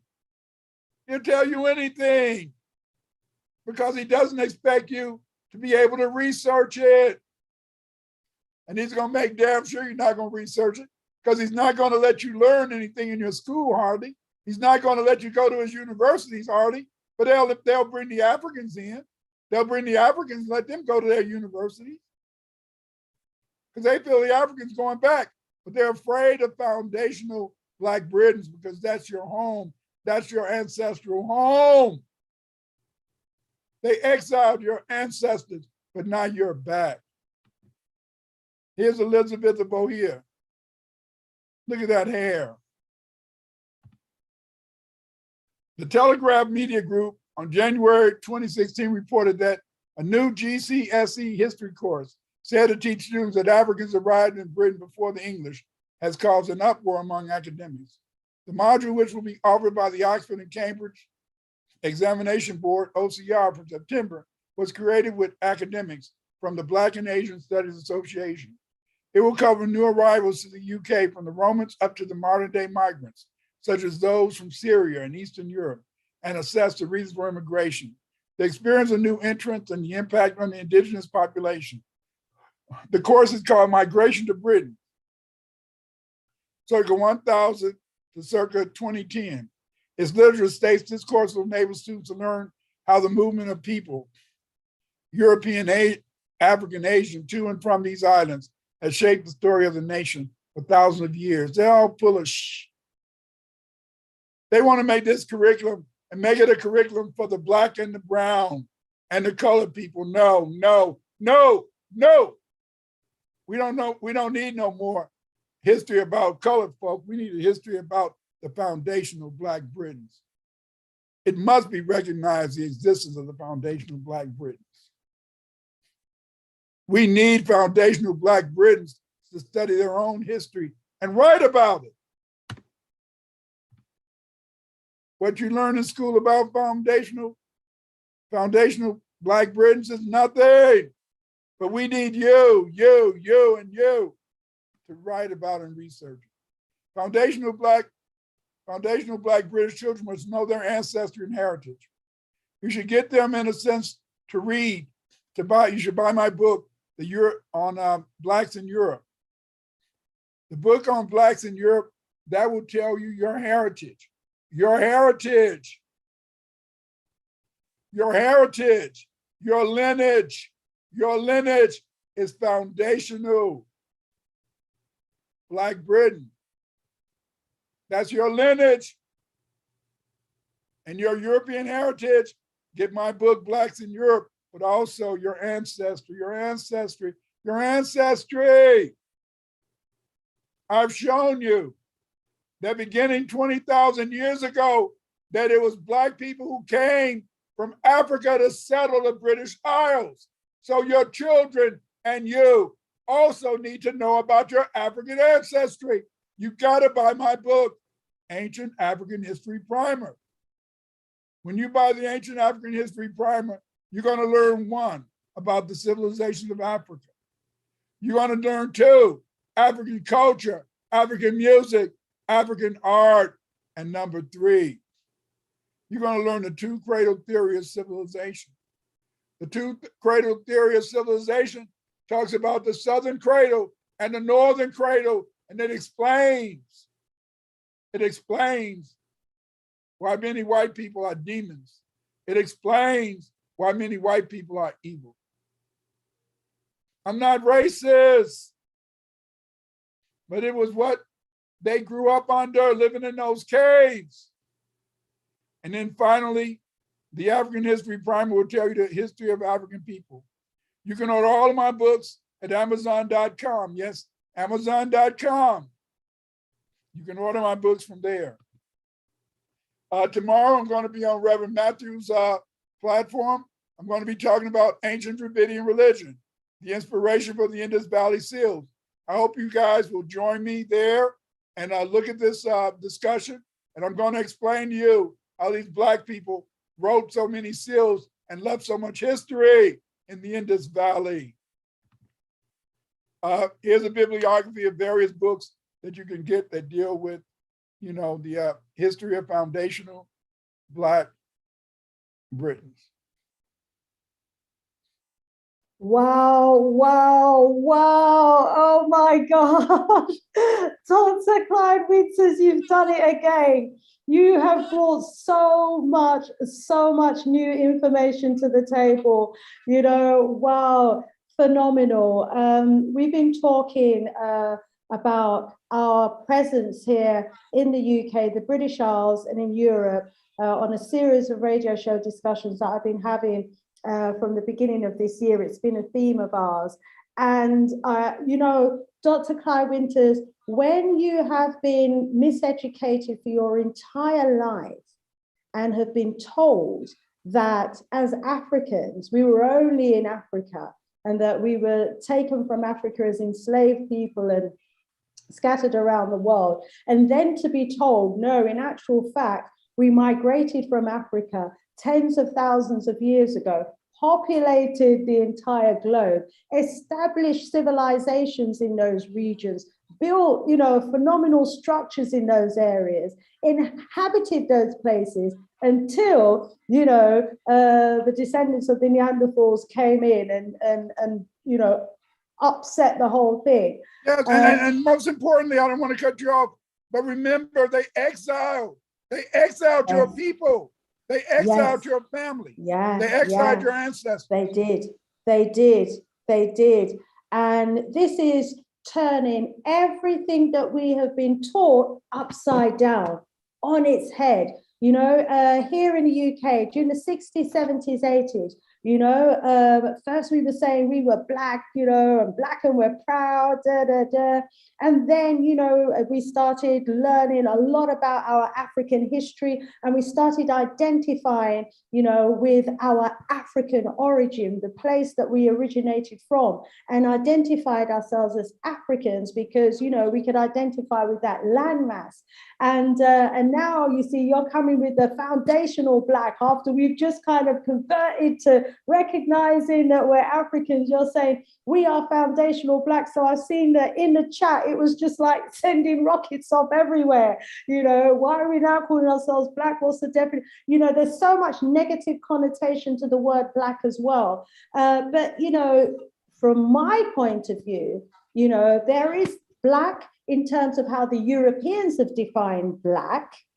And there's also black in terms of its power, the blackness of the universe, the black melanin, the soil that's black, everything that grows out of the black soil, black, you know, is the giver of life itself. And look at this. Yeah. Look at this. It was no white people in Egypt, but they called themselves black. Why? Because they were talking about what you're talking about, Sister Shanice. They were talking about the fact that Adam was black, the black genes, the carbonaceous genes. You're telling the history of why black has nothing to do with white people, because white people are not white, they're pink. Black people are not black, we're brown. In color. But the Egyptians called themselves blacks. Why? Because of that connection with the universe. Yeah, because, you know, even Kemet, didn't that mean the land of the blacks? And Kemet, the black land? Yeah, and it meant Cameroon, the black people. And all of their gods, their major gods were all identified as being black. See, all because of the power of blackness. But what they've done very cleverly, in my opinion, as the Europeans do, anything that gives us power, they denigrate it, you know, to the point where we want to disassociate ourselves with it. So even the word nigger, if we really knew the real meaning of that word, you know, that's another show in itself. But family, it would blow your head off. You know, just like Sambo, how that was used as a word of shame, you know, which turned out, I found in my research, to be the name of a black god. You know, Timbuktu was used as a place of shame when I was growing up, only to discover that Timbuktu was one of the greatest universities, you know, that ever existed during its time. And so we have to really do our research for ourselves into these words. You know, what were they really fearful of as well? Black magic. You know, the gypsies, the Irish gypsies, the blacks who could do magic, black magic, you know, and so they call them witches. You know, we really have to, you know, do the research into some of these words ourselves. And I think be clear that there is a Eurocentric definition and there's also an Afrocentric definition. But the chat has been blown up over words. I hope you all got the teaching, family, in the chat, you know, because I can see, you know, you were hanging on to words there, you know, and people say, yeah, we're not black. Yeah, we're not black in color. We're not black in color. We're not black. He said, we're proud. Sorry? Look at that picture on that right-hand side, that picture. Look at that castle. That castle is full of black people. Yes. And they're fighting off the wild men, the wild Germans. Look at you. No, look that picture up, family. That tapestry there, that is in the image that Dr. Clyde is referring to. You're You're not Black. You're not Black from the white man definition. You're Black from the Egyptian definition. The Egyptians taught that you were Black because you were from God. Read your Bible. You guys read the Bible and the Quran every day, but y'all never go to a Bible dictionary, and you never go to a Quranic dictionary and look at what Adam means. Adam means Black, of the dark soil. All humans are made of carbonaceous genes. Carbonaceous genes are Black. If they did brain surgery on you right now and they opened up your brain, they're going to call your brain what? The superior nigra. I call it the super nigger. Stop it. Stop letting white people define you. There were no white people in Egypt. If there were no white people in Egypt, why did the Egyptians call themselves Black? They called themselves Black because, just as Sister Shanice said, we are connected to the one, the only one, God. When the Buddhists, when they say, and then what do the Egyptians say? What do the Egyptians say? Amen, amen. Every time you pray, you say amen, amen. You're talking about your Black gods. And what does amen say? Grant my prayer, baby. Grant my prayer, baby. Ashe. What do it mean? Grant my prayer. If you want your prayers granted, you have to know who you are. You are foundational Black British. You have come back from exile. Your parents were forced to come back by your ancestors. They made your mama, your daddy, uncle, grandma bring y'all back home. The British thought they were slick when they exiled you to Africa. They thought they were slick when they exiled you to the Caribbean. But you're back home now, baby. And your ancestors want you to tell your history. Stop running away from being Black. Being Black has nothing to do with the white man, because the white man ain't Black, ain't white, he pink. The Egyptians didn't have no white folks around them, but they said they were Black. Understand, Black is a mighty word. Black is a mighty word, because that connects you to your God. The Creator connects you to the universe. The universe. Let's go over to the chat and pick up some of the comments and views in there. Rise up, Sister Verna. Enough claps I can see there. She's saying so much information. Thank you, Dr. Winters. Ace99 says whites, not European. And our Jughead says, Brother Jeff says, what, Adam? Oh, please, Brother Winters. What about the blue-black Nuba people? Do you know anything about the blue-black Nuba people? All I can say is this, is that if you remember, some of the Egyptians made their gods as blue. It's still, see, blue and black are synonymous in many African languages. You see, so they both mean the same thing. That's why many of the Egyptian gods are painted blue as well as black. That's true. That's true. And you know what, Dr. Winters, when we've actually talked on the shows previously about the fact that Africans actually inhabited England, Ireland, Scotland, Wales, and major other places right up to Russia. One of the questions that we were asked is, well, if these were Africans who were living in Europe, you know, centuries ago, where in Africa did they come from? What African language did they speak? What African custom? Yeah, you've told us. You answered the question. Yoruba, Hausa, Fulani. Yeah, they changed the name slightly. Right. You showed us that they slightly changed the name, but the connection was still there. And even when you look at the Egyptian nomes, Egypt, the Egyptian cities are called sipats or nomes. You have certain nomes were called Fulani, Akan. Many of the nomes were cities where particular tribes lived. See, many other people in Egypt, they migrated to West Africa as the Sahara became more green and as the Nile Valley became, in a sense, less and less habitable. See, Egypt was a pan-African civilization. Ancient Egyptian was a lingua franca. You know, I can say lingua franca here. The people in my group on the Reverend, they want me to say it in Swahili. So I say Shenga ya what is it? Shenga ya Maluga. You know, because they don't want to hear that white stuff there. But see, understand that's why we need you. We need researchers like you. You got to go back. You got to go back. I hope that some of you may go back to look up Reverend Shock Matthews and look at my talk on Egypt was a Pan-African civilization. You'll understand that we always think that the Egyptians in a sense all spoke one language. No, that was their lingua franca because okay, you're in Gambia. I bet you've met people in Gambia that can speak 4 or 5 different languages. Oh yeah. But they use English as a way for the lingua franca so everybody can communicate. See, that's the way it was in ancient Egypt. They spoke Akan, they spoke Yoruba, they spoke Mandi. But the thing is this is that to make sure everybody could communicate, they wrote in the Egyptian language. Knowledge is power. See, knowing is winning.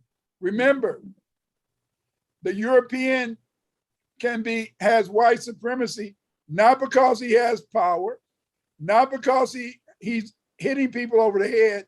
He controls knowledge.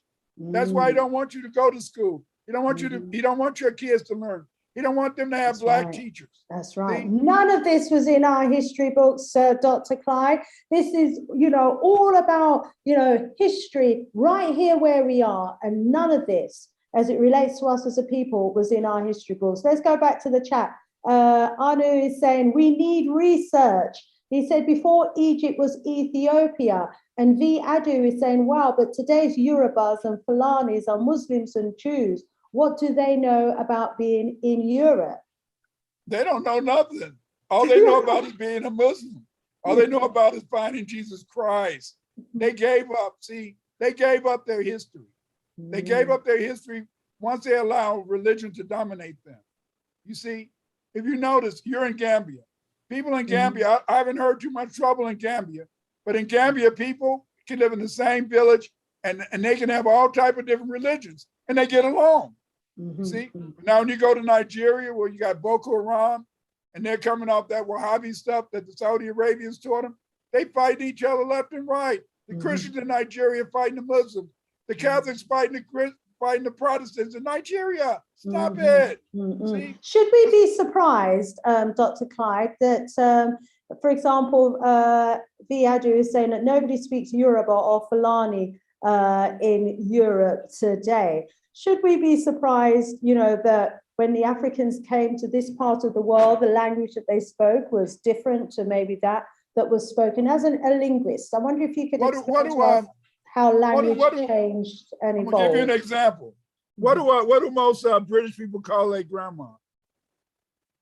Granny. No, they call her Nana. Oh, Nana, yeah. They call her Nana. And see, Nana is a Mandi word that means mama and breast. You still have African words in the language. You just haven't looked at them carefully to see. You can't get rid of, see, the European can cover up stuff, but if you really read the words, if you really study, that's why they're afraid of foundational Black Britons. See, as long as you're over there in Africa, as long as you run to Africa, you'll never try to tell the truth about being over there. Every day, I want to be with my nanny, my nana, my nanny. That's Mandingo for mama, breast, See, the white man, your history is right in front of your face, but when you don't know the words, see? Yeah, El Franklin is saying that Nana is in Ghana too. Yes, they use the word Nana in Ghana. Instead of chief, for example, and to respect an elder. Yeah.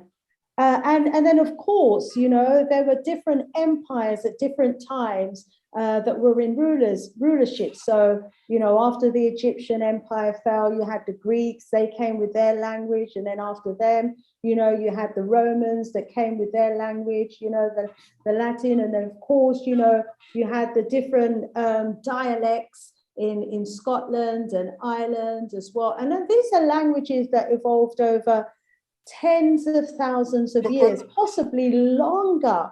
I saw someone in the chat who said, I'll just bring this one in terms of a timeline.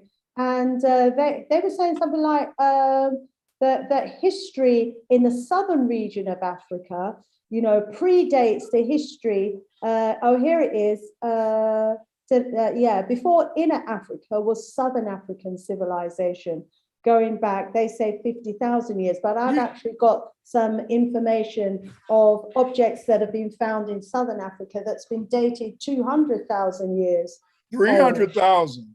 300,000 years old. We talked about that last week.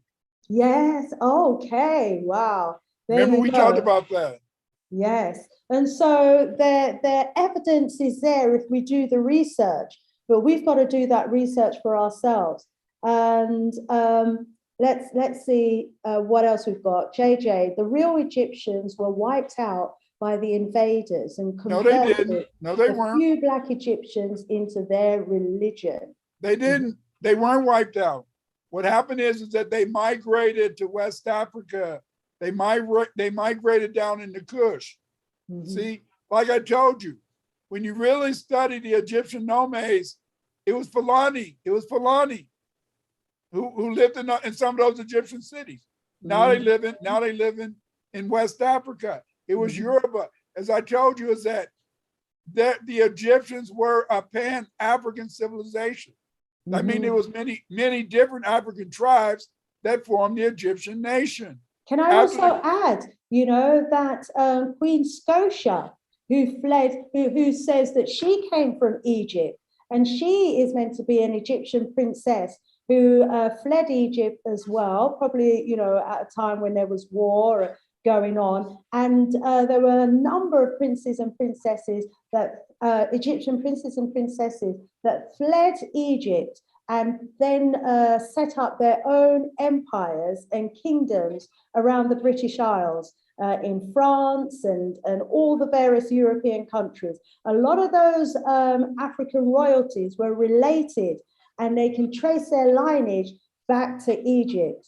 So not only did we flee, some of the royalties and people flee into West Africa, some took to the seas as well and settled on the coastal areas around the British Isles. We need foundational Black British researchers. We need you. See, look, this is just a teaser. It is, and it's a big teaser, Dr. Clyde Winters, because a lot of the people in the chat, you know, they're like, it's too big to comprehend. You know, we've just managed as a people during my lifetime to comprehend the fact that, you know, as Caribbean born, that in fact, you know, we belong to Africa, a huge continent called Africa. Yeah, you know, and that is our country of origin and not the Caribbean. At one time, you told somebody from Jamaica or one of these Caribbean countries that they were Africans, they want to kill you, you know, they want to kill you. So we've just, you know, managed to, you know, come to the realization through the research that in fact, you know, we are, you know, Africans first. And now, you know, we're being told, hang on a minute, you know, your ancestors, yeah, probably were migrated from Africa to Europe. Yeah, Britain in particular, wherever you find yourself, yeah, and then they exiled you. Tens of thousands of years ago, and you're just coming back because it was your ancestors that were exiled to the Caribbean or to Africa, you know, during the slave trade. Or imagine, yeah, because what we do know, what I already know from some of the limited research that I did, was that when they cleared the highlands of Scotland, when they were clearing England, Ireland, and Scotland and Wales, they were putting them on ships and sending them, you know, to Africa and the Caribbean. There are actual ship logs of names of people. And some of you might find the names of your family members that were put on those ships. And let me let you into a secret. My family name is on the log as well as being, and it's my family name, it turns out, has links to Scotland. Now, my family name, which I would have thought was given by a slave, so-called, this is a story we've been given, you know, that all of our names were given to us by so-called slave masters, as if there could be so many slave masters. Anyway, this is what we were told. But when we look at the logs on some of those, the logs of some of those so-called slave ships of people that they were taking over, they weren't taking people with Fulani names and West African names and but these people were described as Africans, but they had English sounding or Scottish sounding or Irish sounding names. Family, our history is, you know, we're going to have to do the research. We're going to have to do the research. V. Addo, I think he's just, you know, totally confused. He's saying pure confusion. He's confused. You know, he's, you know, and a lot of our people have been so indoctrinated with one version of history that to hear anything else, you know, is just incomprehensible. But you know what? In the same way that we had the big challenge of making our people from the Caribbean realize, you know, that their origins were Africans, we're a part of that journey for some of us, you know, was that our people stopped along the way in these different places before we encountered the Europeans. Wow, wow, wow. We're 2 hours into the show already. We are, you know, literally, you know, out of time. Icon Bay saying, thank you, Dr. Clyde Winters, for another powerful erudition. Keep rising. Ashe, ashe, ashe. And Anu saying, yes, we need research. And just scrolling down, Kwame, Sister Shanice, you're another scholar to challenge Dr. Winters' information. Anu, religion was imposed on Africa. JJ, the real Egyptians. Yeah, oh yeah, I read that one. Scroll down some more. Anu, religion has destroyed African culture. There's lots of names and links to African names here going on. Hathor equal Catherine. Nana, correct my elder, my Nana. Scrolling down some more, Sister V, yes, they cleared out the Africans, decreed by the Queen Elizabeth. They are still doing so now, but not on a large scale, but still doing so. Yeah, you're absolutely right. Well, I think this presentation has been very controversial for a lot of people, Dr. Winters, because you're actually bringing a lot of new information, hidden information, you know, that has just been completely whitewashed. And so what we have to do, family, is not believe a word that our brother has said, but do your own research for yourself. The Phoenicians coming to Britain for tin. I'd read that one. Africa. Yeah, and then to Africa. You know, we were sailing the seas thousands and thousands of years ago.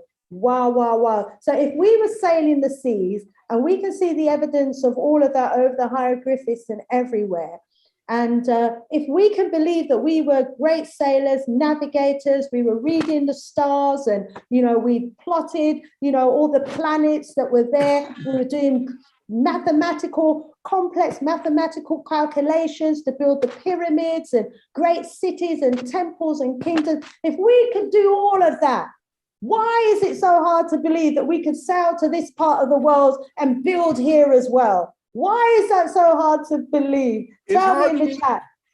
It's hard to believe. It's hard to believe because white people control knowledge. You guys got to take your own knowledge. Put in the chat. Wow. Wow. Wow, indeed. Wow. Wow. Wow. This is wow. Yes, yes.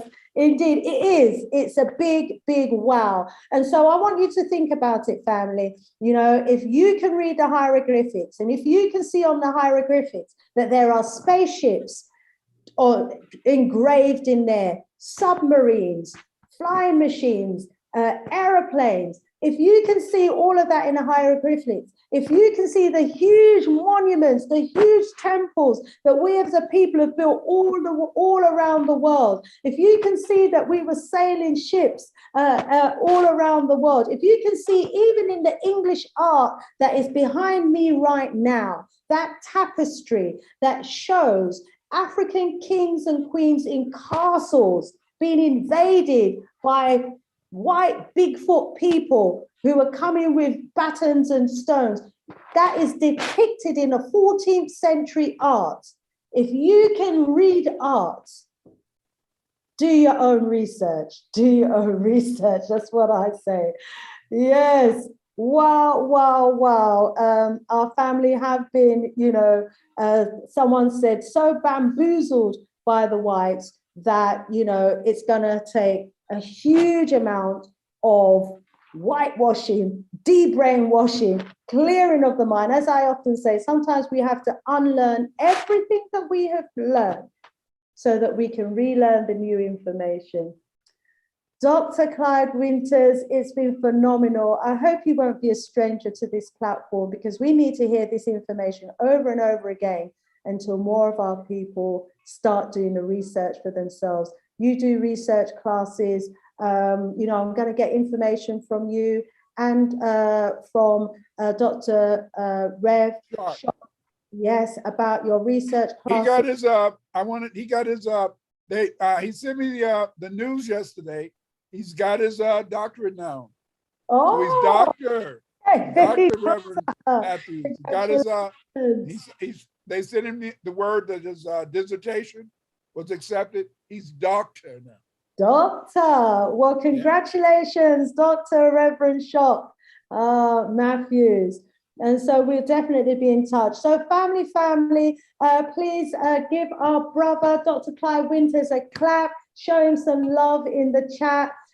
We love your energy. Thank you so much for your lifelong work. I will be getting some of your books, most definitely, because, I need to do more research and more reading, and I can tell that you have certainly done the research for us, and you've compiled that research information in your books, and we all need to have that information as foundational knowledge. Absolutely critical. Family, just got to let you know I've got an extra show that is starting on Monday. I've been listening to some of your calls for more shows. Well, I don't know what I'm letting myself in for, but on Monday, family, we have a show lined up for you. Let me find the flyer and bring that up on the screen so I can let you know, family, what we've got coming up for you this Monday. Okay, let's go over to the bottom here and share screen. At a later time, at 10 p.m. this coming Monday, we have Muta Baruka in the house. Yes, family, Muta Baruka might come to the UK on a big tour, and we've managed to get him on the Sister Shanice Show platform Monday, 10 p.m. followed by our wonderful brother Leo Muhammad at 11 p.m. So please do put the word out on the Sister Shanice Show on Monday, the 30th of May, 10 p.m. UK time, Muta Baruka, followed at 11 p.m. by our brother Leo Muhammad. That's this coming Monday. Wow, wow, wow. And then family, oh my days, let me stop sharing screen there. Next Wednesday, another phenomenal historian in the house, and we're going to be dealing with African spirituality. Some of you were saying in the chat about how religion destroyed our knowledge of who we really are as a people and our African spirituality. And so we're actually going to be dealing with African spirituality, and it's going to be dealt with by another brother from America, Professor Kaba Hawatha Kumani. Wow, wow, wow. You will recognize him, family, and you will know him from the works that he's been doing as an intellectual expert on the hidden colors. So that's next Wednesday, the 1st of June. My, we're halfway through the year already. Next Wednesday, on the 1st of June, we have Professor Kaba at the same time, at the regular time, 8 p.m. UK time. So please join me on Monday. Put that date in your diary, 10 p.m. or just go to my channel. I'll make sure the flyer's there to remind you. And then next Wednesday, another fantastic, bombastic, blacktastic show. We're keeping it real here, family. And yeah, we're unpacking the lies. We are peeling back, you know, all of the misinformation, and we're coming with the research that we've been doing and bringing you on this platform great giants like Dr. Clyde Winters, author of no less than 34 books, a researcher for life, you know, into our history, who we really are, all of what we'd accomplished. And the truth is that they have been hiding from us is that Europe was originally a Black continent and it belongs to us. Thank you, Dr. Winters. We love you so much. Thank you. More love, family. Thank you to everybody in the chat. Keep it locked, okay? More love. Sister Shanice out of here for now.